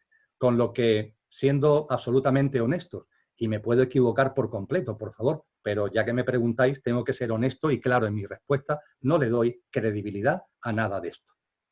Punto segundo. ¿Y si estuviera equivocado? ¿Y si esto realmente estuviera moviéndose y en algún momento fuera a suceder? Pues bien, entonces lo que comparto con vosotros es una profunda desconfianza. Lo primero es que no le di credibilidad. Y en el caso hipotético de que esto fuera real, lo que mi corazón me llama es a una profunda desconfianza. Mirad, la nueva casa para dejar esta casa que es una ruina, este mundo que ya se nos ha quedado estrecho, esta casa que está en demolición, que se está cayendo desde los cimientos. Para crear la nueva casa, la tenemos que crear nosotros. Y para mí no tiene validez ninguna hipótesis de que alguien nos las va a construir. De este viejo mundo no va a surgir nada que nos construya la nueva. La nueva humanidad tiene que surgir de nuestro interior, de nuestro verdadero ser, de nuestra esencia. Es esa parusía, es esa presencia en la vida cotidiana, en cada instante de la vida. Somos nosotros. No vale el decir que alguien no la construya. Algunos hablan de extraterrestres. Otros hablan de que dentro de la élite, todo esto que estoy comentando del reseteo y demás, que dentro de la élite hay gente, élite buena, que están confrontándose con la élite mala y que la élite buena va a tomar una serie de medidas para transformar. Mirad, El gato pardo, la magnífica novela, El gato pardo, lo de Lampedusa, del autor Lampedusa, lo dice muy claramente. Cuando en medio de la revolución garibaldiana, que es el ámbito, el escenario histórico en el que discurre la novela, dos miembros de la élite hablan entre ellos y uno le dice a otro: tenemos que conseguir que todo cambie para que todo siga igual. Tenemos que conseguir que todo cambie para que todo siga igual. Y esto es lo que yo comparto con vosotros. Por tanto, una desconfianza. Primero, no le doy credibilidad. Y segundo, si realmente yo me equivocara y esto tuviera fundamento y fueran a producirse este tipo de reseteo, etcétera, ojo, ojo, ojo. Porque también está anunciado en las tradiciones espirituales que vendrán aquellos que proclamarán la paz, la seguridad y la prosperidad. Y que de esos desconfiemos especialmente, porque será el intento más acabado de dominio y de control del género humano. Eso está descrito en muchas tradiciones espirituales. Eso está en la tradición cristiana, pero no solo en la tradición cristiana. Es lo que puedo compartir con vosotros y con vosotras a propósito de Nesara y a propósito de Gesara. También se me plantea si estas entidades son humanas o no humanas. ¿Y de dónde saco la información? Dos temas importantes. Hasta ahora, cuando he hablado de la élite, he hecho referencia a personas. Unas pocas decenas, me he atrevido a decir, que son los que manejan los resortes de las grandes corporaciones financieras y empresariales, son las que acumulan un patrimonio inmenso, la riqueza social y los recursos naturales del planeta. He hablado de personas. Aquí se aprieta un poquito más el tornillo, porque se plantea el tema de si detrás de esto hay entidades que no son humanas. Bien, os propongo una reflexión. Cuando hasta ahora os ha llegado el término élite, de una forma u otra habéis acercado a la existencia de esta élite, lo primero que os ha venido a vuestra cabeza es que esa élite es una élite que tiene creencias religiosas o que es una élite atea, agnóstica, sin ningún tipo de creencia, entre comillas, religiosa. Normalmente, la mayoría de las personas, cuando se habla de esta élite, da por hecho que es una élite atea, porque habida cuenta del dolor y el sufrimiento que origina, es imposible que tengan nada que ver con el mundo de la espiritualidad en el sentido amplio del término. Pues bien, os tengo que compartir que esto no es así. Y son muchas las fuentes que lo ponen absolutamente en evidencia. Esta élite tiene creencias religiosas. Lo que ocurre es que sus creencias religiosas son creencias, vamos a llamarlo así, muy especiales. Adoran determinadas figuras, adoran determinados dioses, adoran determinadas formas espirituales que están en las antípodas de lo que la inmensa mayoría de personas que se mueven en el ámbito de la espiritualidad pueden entender por espiritualidad. Para ellos, las influencias de seres espirituales están en el ámbito de lo satánico. En el ámbito de lo satánico o de lo sohático, que también se le llama así en determinadas tradiciones, Satán o Sohat, Satanás o Sohat, en el ámbito de lo satánico o de lo sohático. Son adoradores de Satanás y de las formas de plasmación de Satanás. Hay distintas formas, luciféricas, arimánicas, y esta élite tiene esa adoración. Por tanto, no es atea. Fuentes al respecto, pues mirad, una muy concreta que hizo yo no sé lo que habrá detrás de Wikileaks. ¿Os acordáis de Wikileaks? Esta plataforma que divulgaba información, entre comillas, confidencial o por lo menos casi secreta. Bueno, pues a través de esta plataforma tuvimos conocimiento de una cantidad inmensa de correos electrónicos, de mail, que intercambiaban miembros de la élite o personas muy cercanas a esa élite, a ese núcleo duro de la élite. Y ahí se habla con claridad de determinadas figuras a las que se le rinde culto, a las que se le rinde adoración, y estas figuras tienen que ver con lo satánico y con lo sojático. Hay un culto a todo eso en la élite, con lo que la élite tiene una disposición y tiene una servidumbre hacia esas fuerzas espirituales, porque son fuerzas espirituales, de las que hablan muchas tradiciones espirituales. Esas son las fuentes también. En el cristianismo se habla con claridad de que cuando Jesús iba a arrancar su vida pública, cuando se retira al desierto, Satanás se le presenta. Y Satanás lo que intenta es influir en él para que no lleve a cabo la labor que definitivamente hizo. Y le presenta unas tentaciones. Y en esas tentaciones hay una donde se dice literalmente en varios de los evangelios cristianos que Satanás coge a Jesús. No dice si Jesús se deja o lo intenta impedir, pero lo cierto es que coge a Jesús y lo lleva arriba de un monte. Y desde lo alto del monte le enseña el mundo y le enseña todas las riquezas y todo el poder del mundo. Y le dice, todo eso lo pongo a tus pies. Todo eso será tuyo si te postras ante mí. Todo eso será tuyo si tú te conviertes en mi servidor. Lógicamente Jesús de Nazaret no le hace ni caso, pero a lo largo de la historia ha habido hombres y mujeres que se han postrado a sus pies. Cuando hablamos, por tanto, de la élite, no creer que la élite es atea. La élite tiene una visión espiritual religiosa. Lo que ocurre es que esa visión espiritual y religiosa está escorado hacia el ámbito de lo satánico. Y dentro del ámbito de lo satánico, en la élite hay dos grandes corrientes, la luciférica y la arimánica. La luciférica es caliente, la arimánica es fría. Dentro de esos cultos, dentro de esa adoración hacia lo satánico, la línea luciférica tiene que ver con lo caliente, tiene que ver con ritos de sangre, tiene que ver con sacrificios de sangre, tiene que ver con sacrificios de sangre sobre todo de seres inocentes, tanto de animales como también de niños. Eso está ahí, en esas prácticas religiosas espirituales de esa élite que está dentro del ámbito luciférico. Y el ámbito arimánico se diferencia porque no es caliente, es frío.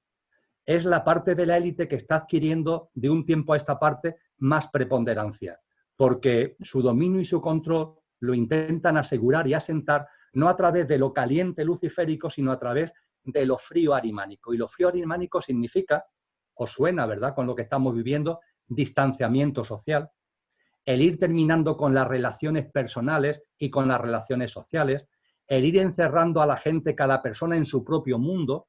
Os suena, ¿verdad?, con lo que está ocurriendo. Un uso de las tecnologías que sea proclive precisamente a ese encerramiento de cada uno en su propio mundo, y un uso de las tecnologías que vaya poniendo en marcha una inteligencia artificial que vaya arrinconando cada vez más al ser humano, y cada vez más las capacidades, las cualidades, los dones y talentos del ser humano que irían en detrimento a favor de una inteligencia artificial que va ganando peso y que finalmente termina tomando las riendas del sistema. Tener en cuenta que hoy día, por ejemplo, las inversiones en la Bolsa de Nueva York, las inversiones y desinversiones en Wall Street, en el 72% de las operaciones son tomadas por ordenadores, por algoritmos informáticos. Y yo creo que todos somos conscientes de que esa tecnología y esa inteligencia artificial va a más. El estado policial digital, que cada vez está más presente, tiene que ver con esta línea fría, con esta línea de control desde lo frío, con esta línea de control desde el distanciamiento, desde la ruptura de las relaciones sociales, desde el quebramiento de las relaciones personales, del encerramiento de cada uno en su propio mundo de incomunicación, etcétera, etcétera, etcétera. Y todo eso está en la élite, todo eso está en lo que la élite actualmente realiza. Y lo digo todo esto con absoluta claridad, con fuentes de información que están tanto en las tradiciones espirituales como en plataformas que han divulgado determinados datos a los que acabo de hacer referencia, y también, y esto es muy importante, porque esto no es de ahora. Es decir, evidentemente ahora lo estamos viendo cada vez con más claridad, pero esto no es de ahora, esto viene de muy atrás. Y ha habido personajes insignes que lo han estudiado con mucho detalle y que lo han estudiado con mucho detalle con relación a su momento, con relación a los procesos históricos y haciendo prognosis de lo que vendría.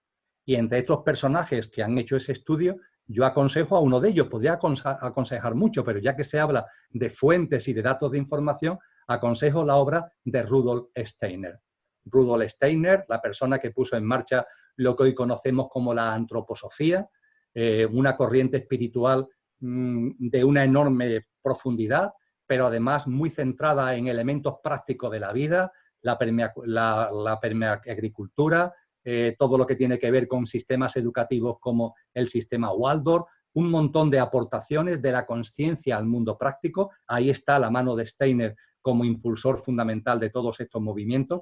Pues bien, en la obra de Rudolf Steiner, acudir a Internet, en la obra de Rudolf Steiner tenéis muchísima información acerca de lo luciférico, acerca de lo arimánico, acerca en definitiva de los ojáticos, satánicos, las divisiones que hay dentro de la élite entre lo luciférico y lo arimánico. Y esto está escrito en torno a 1915, 1917, 1919 y se aplica perfectamente. Las cosas que ahí se hablan, las cosas que ahí se dicen, los pronósticos que se hacen encajan perfectamente con lo que estamos viviendo en el mundo actual. Por tanto, claro que hay fuentes. Lo único que tenemos es que abrir los ojos y acercarnos a ellas sin miedo y sin caer en obsesiones. Porque cuando esto se va sabiendo, lo que no tenemos es que ser abducidos por la conspiración. No quedarnos pillados por la conspiranoia. Eso está ahí. Ese es el mundo en el que ellos viven. Es el mundo de la inconsciencia. Son muy poderosos teóricamente, pero están arruinando su alma.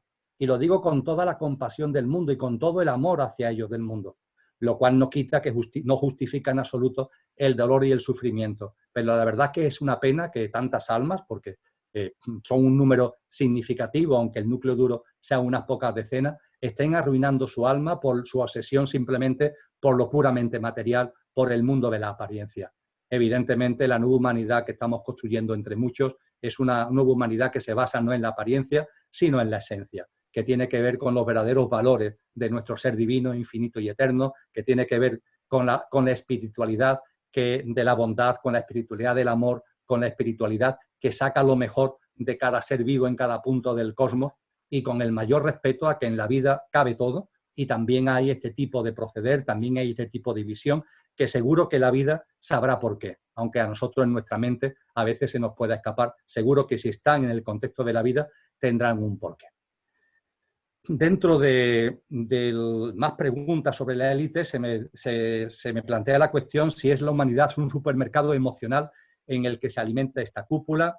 También se me plantea qué opinas de la manipulación que pueden ejercer estas fuerzas, las que están detrás de la élite sobre nosotros, sobre el planeta. Dice, no me refiero ya a su manipulación a través de perversiones del sistema, sino a temas que tienen que ver con lo emocional, con lo espiritual. Hay muchas preguntas que intentan tocar o plantean directamente estas cuestiones. Bien, y ya con esto terminamos el apartado de la élite. La élite evidentemente maneja resortes que son puramente técnicos, vamos a llamarlo de alguna forma, los resortes del sistema socioeconómico, la economía, el sistema policial digital, etcétera, etcétera. Pero también utilizan el mundo energético. Precisamente porque tiene una conexión con esas fuerzas espirituales a las que he hecho referencia anteriormente, tienen un conocimiento en cuanto a lo que es el mundo de las energías. El mundo de las energías en sentido amplio, el mundo emocional desde un punto de vista más concreto. Y efectivamente hay parte de esas entidades, de esos seres espirituales de los que la élite tiene connivencia, que se aprovechan, que absorben, que se nutren de las energías de baja vibración que los acontecimientos que la élite provoca genera en el ser humano. Es una especie de alimentación de la baja vibración que, insisto, la élite a través de sus resortes provoca en el ser humano. El miedo, el pánico, cualquier tipo de reacción de baja frecuencia vibracional, eso aunque nuestros ojos no lo vean, generan una energía, generan una vibración que le sirve a determinadas entidades que se nutren de esa baja vibración. Y efectivamente, por tanto, se nutren de nuestro mundo emocional en su desequilibrio, en su desarmonía, en sus tensiones, en sus alteraciones, en sus perturbaciones. Pero la gran fuente de energía que utiliza tanto esas entidades como las propias personas físicas que constituyen el núcleo más estricto de la élite, no es tanto las perturbaciones que generan en la humanidad, que las generan, sino en todos los seres vivos, mucho más que la humanidad, todos los seres vivos que habitan en el planeta. Y esto es lo que hace ya un buen rato decía cuando hablábamos de la alimentación, que volvería más adelante al tema de la alimentación. Ha llegado el momento, porque el hecho de que haya 110.000 millones de animales sufrientes en campos de exterminio y el hecho de que 54.000 millones de animales todos los años sean salvajemente sacrificados en mataderos, eso es una fuente energética de baja vibración enorme que nutre a estos personajes y nutre a estas entidades. Con lo que, fijaros a dónde os quiero llevar con esta reflexión. Cuando comemos carne, no solamente no nos estamos haciendo ningún bien a nosotros mismos, a nuestra salud, porque no tiene nutrientes, porque no tiene proteína, porque nos estamos metiendo dentro de nuestro organismo carne de dolor. Pero es que además estamos contribuyendo al mantenimiento de una industria alimentaria que es la que hace posible que se esté llevando a cabo la salvajada de tener a esta enorme cantidad de seres vivos en un estado de sufrimiento. Y directa o indirectamente, consciente o inconscientemente, somos colaboradores de eso. Y somos colaboradores porque se nos ha convencido de que la carne tiene proteínas y tiene nutrientes, cosas que es mentira. La élite nos engaña, la élite nos manipula. E incluso en esa carne de dolor que ingerimos van sustancias que le dan a esos animales mientras que están productos de laboratorio, hormonas de crecimiento y de desarrollo, pero donde también se meten unas toxinas que cuando el ser humano lo ingiere genera una adicción hacia la propia carne, porque están interesados en que sigamos consumiendo carne, porque mientras que consumimos carne es la forma de mantener la rueda de estos decenas de miles de millones de animales constantemente sufriendo, y ese sufrimiento genera una baja vibración que les nutre en sus cultos, les nutre en sus prácticas y les nutre en la forma de alimentarse energéticamente que tienen muchos de ellos. Son cosas muy duras de las que me cuesta mucho trabajo hablar, pero que me la habéis planteado con tal claridad que no hay otro remedio que también abordarla con la misma claridad que me la habéis planteado en vuestras preguntas. Y por fin se me dice cómo ser más consciente a nivel social de todo esto. Pues siendo consciente. Hay mucha información. Aplicamos el discernimiento, lo pasamos por nuestro propio matiz, no nos creemos todo lo que nos digan, utilizamos nuestro sentido común al que hacíamos antes referencia y nos vamos dando cuenta cada vez más. Cada vez más gente se va dando cuenta de ese papel que tiene la élite. Hace unos años era algo difícil de creer para la mayoría. Yo recuerdo que la primera vez que escribí en un libro este tipo de cosas fue en el libro Consciencia, que publiqué en la editorial Sirio a comienzos del año 2017. Y hay un primer capítulo, es la conciencia aplicada a muchas cosas. El primer capítulo es la conciencia aplicada a la política, la conciencia aplicada a la economía, y el segundo, la conciencia aplicada a la política. Y ahí escribí sobre esto. Y yo recuerdo que en aquel año 2018, en aquel año 2017, en el año 2018, cuando compartía con esto, había una enorme falta de credibilidad por la gente de lo que estaba yo diciendo. La postura era de absoluto rechazo. Pero, sin embargo, 2018, 2019 y no digamos ya ahora en el 2020, cada vez más gente se está dando cuenta, cada vez más gente se está dando cuenta que detrás de las cosas que ocurren en el mundo hay unas manos que vemos más o vemos menos, más o menos visibles, más o menos invisibles, que están detrás. En la medida en que vayamos tomando conciencia de eso, estamos dando un paso de conciencia, pero no para seguir pillados ahí con las conspiranoias, con las adicciones a las conspiraciones, sino para crear, para construir, para quitarnos los implantes, para no vivir como ellos quieren que vivan. Las prácticas de vida, lo decíamos hace 15 días, las prácticas de vida que compartimos hace 15 días, entre otras cosas, sirven para que nos quitemos los implantes, para que no vivamos con el egoísmo, el egotismo y el egocentrismo que ellos quieren que vivamos. De eso se trata, de avanzar en el camino. Esa casa se está cayendo, la dejamos atrás y nos vamos a lo nuestro, que es construir esa nueva humanidad, que es construir ese nuevo mundo. Esto lleva también a muchas preguntas relacionadas con la política. Se habla de que deberíamos exigir a los partidos que eleven su punto de mira. También aquí soy muy claro, mirad, a los partidos no podemos exigirle nada, porque no hay nada que exigir a los partidos políticos. Los partidos políticos surgen históricamente han jugado su papel históricamente y ya no tienen más papel que abordar. Son formas de acción política ya arcaicas, desfasadas, anacrónicas, donde ya la élite cada vez le sirven de menos y lo van dejando cada vez más a un lado. Lo siguen todavía utilizando porque influyen sobre ellos, pero están ya como fuera de sitio, están como fuera de lugar. De hecho, la élite, hay muchas prognosis de expertos que lo ponen de manifiesto, cada vez van a ir impulsando más entidades supranacionales de gobierno del mundo, donde todo lo que conocemos actualmente de partidos, de elecciones, de parlamentos, todo eso poco a poco va a ir diluyéndose, porque los grandes centros de decisión van a estar en instituciones supranacionales, Naciones Unidas y otras que van a ir apareciendo, que es donde de verdad se van a tomar las decisiones que nos afectan a todos. Y el mundo de los partidos, el mundo de los parlamentos, el mundo de la política, se ocupan de cosas que de verdad están siempre sometidas a los dictados, como marionetas, como peleles, de todo ese gran entramado. Y cada vez más gente nos estamos dando cuenta de esto. Y los partidos políticos no pueden elevar su punto de mira porque sirven para lo que sirven y son para lo que son. Y se han convertido simplemente en máquinas electorales donde intentan mantener cuotas de poder, intentan mantener puestos de representación, intentan mantener sueldos y nóminas, intentan mantener el recoger migajas que la élite le va dando a los que ocupan los puestos de mayor relevancia de los partidos más relevantes. Y eso ocurre en todos los países del mundo. No estoy haciendo una referencia en sentido estricto a España, sino a España y a todos los países del mundo. Y ante la falta de proyectos políticos de calado, ¿qué sentido tiene participar en las elecciones?, se me pregunta. Pues también soy absolutamente claro. No votemos. Las elecciones nos tenemos que desenganchar de ellas. Y hay gente que me dice, pero Emilio, con el trabajo que ha costado en países como España que llegue la democracia, ¿cómo que decimos que ahora no votemos? ¿Cómo no vamos a utilizar esos mecanismos de participación? Porque realmente no son mecanismos de participación.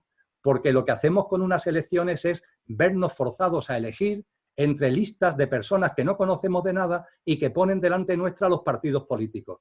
Y los partidos políticos la ponen delante nuestra para que los votemos, no basándose en proyectos políticos, sino en temas emocionales. ¿O no nos hemos dado cuenta de que los partidos políticos captan los votos como si fueran una empresa de merchandising? No desde el punto de vista de mensajes, de programas, de temas que tengan que ver con la reflexión mental, sino con el mundo emocional.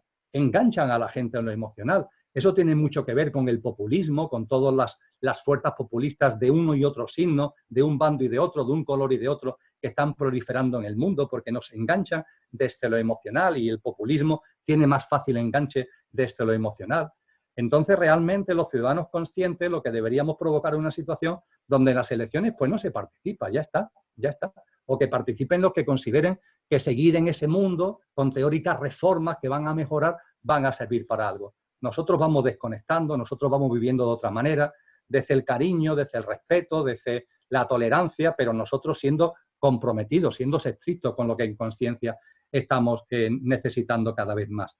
Hay una pregunta muy concreta, hablando de la política, que es de las elecciones que se han convocado en una comunidad autónoma española, que es Galicia. Y se me dice que si no es un fraude convocar elecciones en el escenario actual. Pues claro que es un fraude, la verdad. Es que convocar elecciones en medio de un contexto donde hay tantas distorsiones, pues ¿qué es lo que sucede? Que convoca elecciones el que ve que por encuestas electorales le conviene. Pero eso no solamente lo hace el color político de Galicia, es que lo hacen en muchos sitios del mundo actualmente. Cuando ven que le favorecen las encuestas, se convocan elecciones. Y la situación que estamos viviendo, hay algunas fuerzas políticas en un país, en otro país, que la han desgastado y a otros que lo han impulsado. Y aquellos que lo han impulsado pues quieren rentabilizarlo en términos de puestos de poder, de puestos en el Parlamento, de cuotas políticas, etcétera, etcétera, e intentan, por tanto, se saltan a la torera cualquier sentido común y están dispuestos en medio de tanto lío, donde se nos habla mucho de mucho distanciamiento, pero el día de la votación no importa, venga, todo el mundo a votar, porque a mí lo que me interesa es que votéis, porque ahora las encuestas dicen que yo puedo salir para adelante y ganar las elecciones. Claro que es un fraude, pero es un fraude que no se le puede achacar a A o a B, es un fraude en el que todo este sistema, la verdad es que navega completa y absolutamente, es el caldo de cultivo precisamente del sistema. También en el ámbito de la política se habla de la apropiación de elementos de conciencia por grupos inconscientes. Fijaros la apreciación que realiza esta persona. Apropiación de elementos de conciencia por grupos inconscientes. Efectivamente, eso se está dando. Es más, se ha dado siempre, pero es verdad que ahora quizás se está dando con más intensidad. Y se ha dado siempre y nos puede servir de ejemplo para entender también lo que está pasando ahora. El ejemplo de la Alemania nazi. Es un magnífico ejemplo histórico. Haríamos bien en repasar documentales en el canal Historia, en National Geographic, en el canal Odisea, repasar documentales que tienen que ver con todo lo que fue la aparición y surgimiento del nazismo desde 1919 hasta que llegó a la Segunda Guerra Mundial y el fin de la Segunda Guerra Mundial, entre 1919 y 1945. Son un proceso de un cuarto de siglo que no tiene desperdicio, porque ahí podemos comprobar cómo funciona el mundo de la política, podemos comprobar cómo el mundo de la política utiliza lo que haya que utilizar a los efectos de lo que están persiguiendo, cómo utilizan el mundo emocional. Es espectacular cómo el nazismo en general y Hitler en particular captan el mundo emocional de los alemanes. Y mira que el alemán medio es una persona muy mental y sin embargo saben tocar la herida, saben meter el dedo en la herida para que como un flautista de Hamelin se vayan detrás de él y detrás de ellos. Y cómo el nazismo aprovecha además momentos distópicos como la crisis de 1929 para dar un salto en apoyo espectacular, porque los momentos de convulsión, de incertidumbre, de inseguridad sirven de caldo de cultivo para este tipo de movimientos, como comentaba hace un rato. Y es también muy llamativo como el nazismo hace suyo determinados valores espirituales, determinados conocimientos esotéricos y valores espirituales que por supuesto que después lo amoldan a lo que quieren, pero que durante mucho tiempo engañaron a mucha gente, que se fueron acercando a ese movimiento en el convencimiento de que tenía un algo de sustancia, que tenía un algo de trascendencia. La realidad es que era simplemente una guerra interna entre la élite y un intento desesperado de lucha por el poder, todo lo que vivimos con el nazismo y con lo que se movió en la tramoya de la Segunda Guerra Mundial. Pero para entender cómo elementos de conciencia son utilizados por grupos inconscientes, os invito, porque además son entretenidos, a ver un buen documental o unos buenos documentales de esa época histórica y de cómo fue subiendo el nazismo, porque es un gran aprendizaje para el momento presente. Y por fin, dentro de toda esta línea que estamos comentando, se me plantea si deberíamos organizarnos para no ser vacunados de manera obligatoria. Bien. Hay muchas preguntas con relación al tema de las vacunas, hay muchas cuestiones, pero todas van dirigidas a lo mismo. Puede ser que se nos quiera obligar a vacunarnos. ¿Qué hacemos? Bien, lo primero, estamos en el aquí y ahora. Podemos barruntar que esa vacuna de la que tanto se habla, cuando se tenga, va a imponerse de manera obligatoria, o al menos de manera semi-obligatoria, es decir, cuando hablamos de obligación, puede ser una obligación de decreto, todo el mundo a vacunarse y el que no se vacuna, pues se le sanciona, se le multa o se le mete incluso en la cárcel, pero puede ser también una imposición no obligatoria, pero sí semi-obligatoria. Para ir a tu trabajo, para ir al centro de trabajo, o para ir al cine, o para ir al teatro, o para ir a cualquier bar, para ir a cualquier sitio, tienes que tener tu acreditación de que has sido vacunado. Porque si no has sido vacunado, te conviertes tú mismo, voluntariamente, te conviertes en un enemigo público, porque eres un contagiador. Ya hay medios de comunicación que habla de los supercontagiadores, hablando de las personas que tienen criterio propio y no quieren ir por el camino que la versión oficial obliga a ir. Y ya se está adelantando esto de los supercontagiadores y se les presenta como un peligro público. Personas inconscientes, se dice, y que en su inconsciencia se convierten en un peligro para los demás, porque ellos sí pueden coger la enfermedad y contagiárselo a los demás. A los otros no, que como tienen la vacuna, ellos no son contagiadores, pero los que no se ponen la vacuna sí son contagiadores. E insisto, puede ser que no te obliguen directamente, pero sí te semi-obliguen, porque si no, no puedes ir a tu centro de trabajo o no puedes entrar en un bar a compartir una infusión o una cerveza. Ya veremos cómo esto va plasmándose, Y en la medida en la que se vaya plasmando, yo sí hablo con claridad, habrá que ver lo que hacemos, claro que sí, porque somos muchos que yo no entro ni siquiera en el debate acerca de vacunas sí y de vacunas no. de verdad, no entro en ese debate. Yo lo que sí pongo el dedo en la llaga es acerca de que esas vacunas van a estar elaboradas por empresas, por corporaciones que no son de fiar. Y me parece que esto es abrumadoramente evidente. Estas industrias farmacéuticas llevan ya mucho tiempo convirtiendo el negocio, no la salud. La salud no es su negocio, es la enfermedad. Y de estas industrias farmacéuticas integradas en grandes corporaciones financieras y empresariales, no nos podemos esperar que haya ningún acto de generosidad. Y nos vamos a meter en el cuerpo lo que ellos digan que nos conviene, cuando ya tenemos pruebas sobradas de que en multitud de medicamentos nos dan lo que corresponde para curar lo que dicen que tenemos, pero a su vez nos están metiendo los elementos para que aparezcan otras enfermedades, porque es el modo de tenernos permanentemente ya en esa cinta sin fin que a ellos les genera negocio, porque su negocio no es la salud, sino que es la enfermedad. Este tipo de reflexiones tenemos que hacerlo para nosotros mismos, tenemos que hacerlo para nuestros seres queridos, tenemos que compartirlo con el respeto y con tolerancia, tenemos que compartirlo también con los demás, porque es que incluso no solamente es que se puedan introducir en la vacuna elementos de enfermedad, sino también elementos que ni se nos pueden pasar por la cabeza de nanotecnología, que nos hagan más sensibles a determinadas manipulaciones electromagnéticas y vibracionales que se están poniendo en marcha. Porque el 5G es una gran plataforma de manipulación energética y vibracional.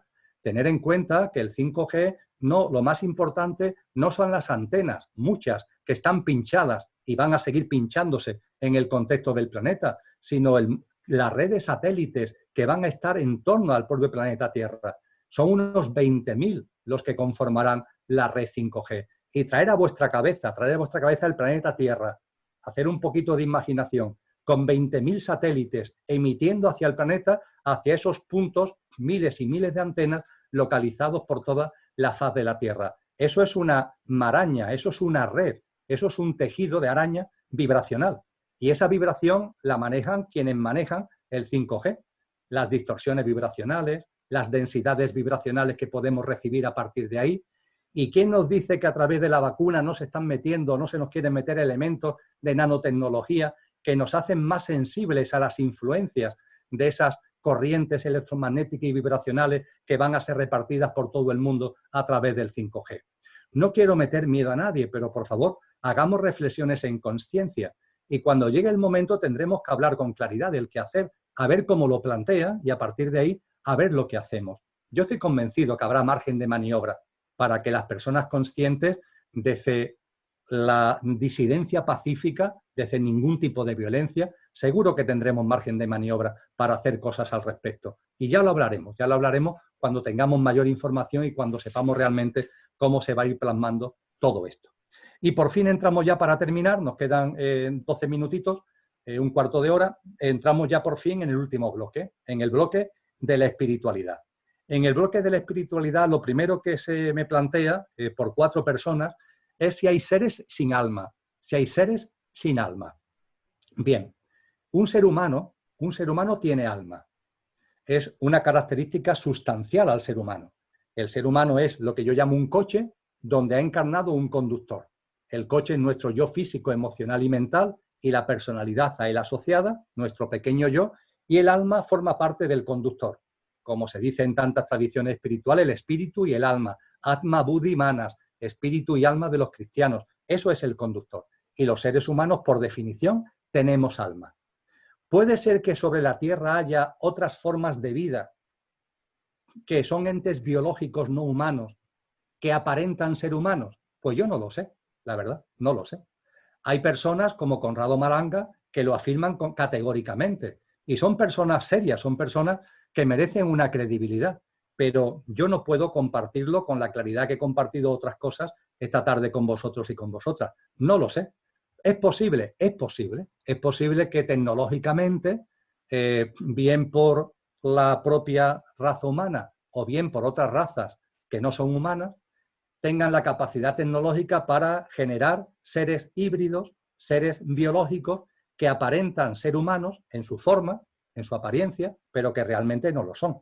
Y claro, si no son humanos, ya la regla de oro que os decía antes de que todo ser humano tiene alma, como no son seres humanos, para ellos no se cumple. Diríamos que son seres de inteligencia artificial, son seres robotizados, que pueden ser que estén entre nosotros, aparentando ser nosotros, aunque no lo seamos. Hay aportaciones al respecto, que insisto, yo no puedo hacer las mías porque no tengo los datos suficientes como para categóricamente mantener este posicionamiento. Lo que sí es cierto, dentro del mismo ámbito, aunque en un punto y aparte, lo que sí es cierto es que ha habido maestros y maestras que nos han hablado de seres humanos que, habida cuenta de su inconsciencia y de habida cuenta de su comportamiento, aun teniendo alma, es como si no tuvieran alma. Es como si el conductor, de alguna manera, se hubiera desconectado del coche, habida cuenta de las conductas y de los comportamientos de perversión, de absoluta baja frecuencia vibracional, que ese coche, que esa personalidad está llevando a cabo. Y se produce una especie de desconexión, por explicarlo de alguna manera. De modo y manera que ese ser humano es un ser humano, pero realmente su componente, esencia, ha desconectado del coche. Y esto está en las enseñanzas de muchos maestros y maestras. Y está, por ejemplo, en las enseñanzas de Jesús de Nazaret. Jesús de Nazaret tiene un pasaje difícil de entender ante una persona de su amor y de su misericordia y de su capacidad empática, donde un chico se acerca a él y le dice que quiere seguirlo. Y le dice Jesús, pues que lo siga, ven y sígueme, vente conmigo. Y ante eso le dice el chico, bueno, espérate, maestro, porque mi padre ha muerto y voy a enterrarlo. Y Jesús, amor puro, le dice, deja que los muertos entierren a sus muertos. Deja que los muertos entierren a sus muertos. Esta apreciación no solamente la encontramos en Jesús, la encontramos también en otros maestros de distintas tradiciones occidentales y orientales. Y lo que nos vienen a hablar es de seres humanos que realmente están vivos, pero es como si estuvieran muertos. Son una especie de zombies espirituales. La dimensión álmica y espiritual no está. Sus comportamientos, sus conductas, su forma de vida es tan egoica, tan egocéntrica, que aunque como ser humano tienen alma, pero realmente es como si el alma ya no estuviera. Ahí es donde yo incidiría fundamentalmente, porque ahí sí que tenemos aportaciones a lo largo de la historia de muchos maestros y de muchas maestras cuando hablamos de seres sin almas, de seres humanos sin almas. Tienen alma, pero es como si no la tuvieran, como si el alma misma hubiera desconectado habida cuenta del camino de inconsciencia y de egocentrismo que ese coche, en el juego coche conductor, que ese coche ha tomado. Se plantea otra cuestión acerca de una afirmación que creo que hice hace 15 días, de que nos quedan 2 encarnaciones. ¿Se pueden saber cuáles son tus fuentes? Empiezo por esto último, las fuentes. Nadie sabe ni el día ni la hora. Cuando hablamos de la nueva humanidad, nadie sabe ni el día ni la hora. Hablamos hace un momento de Jesús de Nazaret en el Evangelio de Mateo capítulo 24, cuando habla del final de esta generación, el final de esta humanidad, dice Jesús que no sabemos ni el día ni la hora. Pero ¿qué es lo que nos han dicho los sabios y las sabias? ¿Qué es lo que nos han dicho los maestros? Nadie sabe ni el día ni la hora, pero estar atentos a las señales. Y esas señales están descritas hace mucho tiempo. Y los que las describen no es que sean adivinos, es que son sabios y sabias. Es decir, son dimensiones espirituales encarnadas en seres humanos que han tenido el conocimiento necesario de cómo evoluciona la consciencia y de cómo evolucionan los ciclos. Y cuando se tiene una sabiduría y una sapiencia profunda de cómo evoluciona la consciencia, y cuando se tiene una sabiduría y una sapiencia profunda de cómo evolucionan los ciclos y cómo lo viejo va dando lugar a lo nuevo, cuando todo eso se sabe y se sabe en profundidad, se pueden hacer una prognosis que no son adivinanzas, que no son ni siquiera profecías, es simplemente la certeza de lo que va a ocurrir. De la misma forma que cuando estamos en primavera podemos decir con seguridad que después va a venir el verano. No somos adivinos, es que tenemos un conocimiento de la naturaleza. Pues bien, esa sabiduría es lo que ha permitido a estos sabios y sabias, a estas maestras y maestros, el decir cosas que nosotros hoy podemos percibir como señales de esos tiempos, de los tiempos a los que no se le puede poner una fecha ni una hora, pero son tiempos que sí podemos percibir por las señales que se van dando. Jesús nos dice en particular, ¿cuándo llega el verano? Decimos en el solsticio de verano, este año es este próximo sábado, el día 20 de junio. Bueno, eso es lo que dice el calendario, pero hay veces que el verano llega antes, hay veces que el verano se retrasa más, depende de la zona del mundo en el que estemos, etcétera, etcétera. La realidad es que para saber cuándo va a llegar el verano, estar atento a las señales. Y Jesús, en el lugar geográfico en el que se encontraba y en la época en la que se encontraba, nos dice, estar atento a la higuera, porque cuando la higuera eche hojas es que el verano va a llegar. Y mientras que la higuera no eche hojas, es que el verano no va a llegar aunque nos estemos acercando al solsticio. Estar atentos a las señales. Y las señales están tan enumeradas.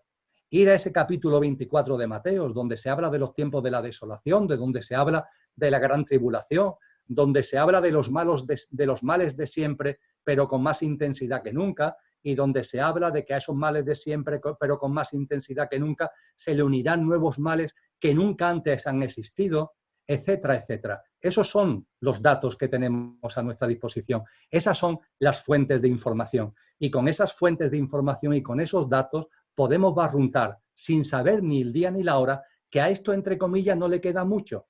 Y cuando decimos que no le queda mucho, es decir, que el viejo mundo caiga para que surja la nueva humanidad, cuando decimos que para esto no queda mucho, no estamos hablando ni de un año, ni de 100, ni de 500, porque no lo sabemos nadie.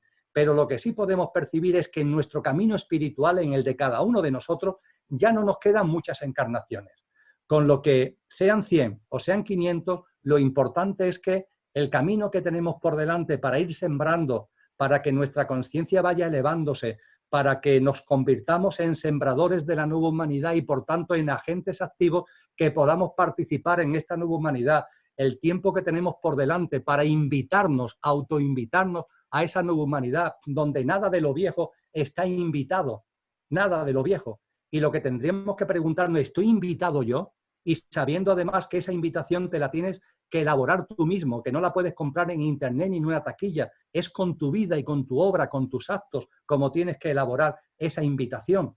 Pues bien, para todo eso, ya no nos queda mucho tiempo por delante. Esta encarnación, y a lo mejor para muchos, ninguna más. Otra más u otra más. ¿Y qué vamos a ser los que se encarnen 2 veces más? ¿Cómo van a ser sus vidas? Yo eso no lo sé. Eso va a depender de cada alma, de su propósito de vida, del camino que le quede por recorrer. Eso va a depender de las circunstancias conscienciales y álmicas de cada cual.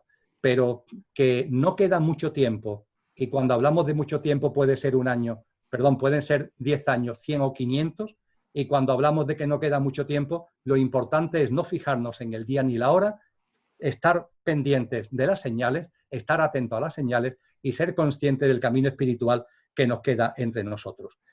Y para vivir en paz y en profunda armonía todos estos acontecimientos, pues se habla en una pregunta preciosa, una pregunta comentario, de ir abandonando los dualismos, de ir vaciándonos, la importancia de la vacuidad, de la confianza en la vida, de la entrega en la vida, que es una especie de corolario a todas las prácticas que veíamos hace 15 días y a los que os invito que sigáis repasando, que sigáis haciendo vuestras en la medida de lo posible.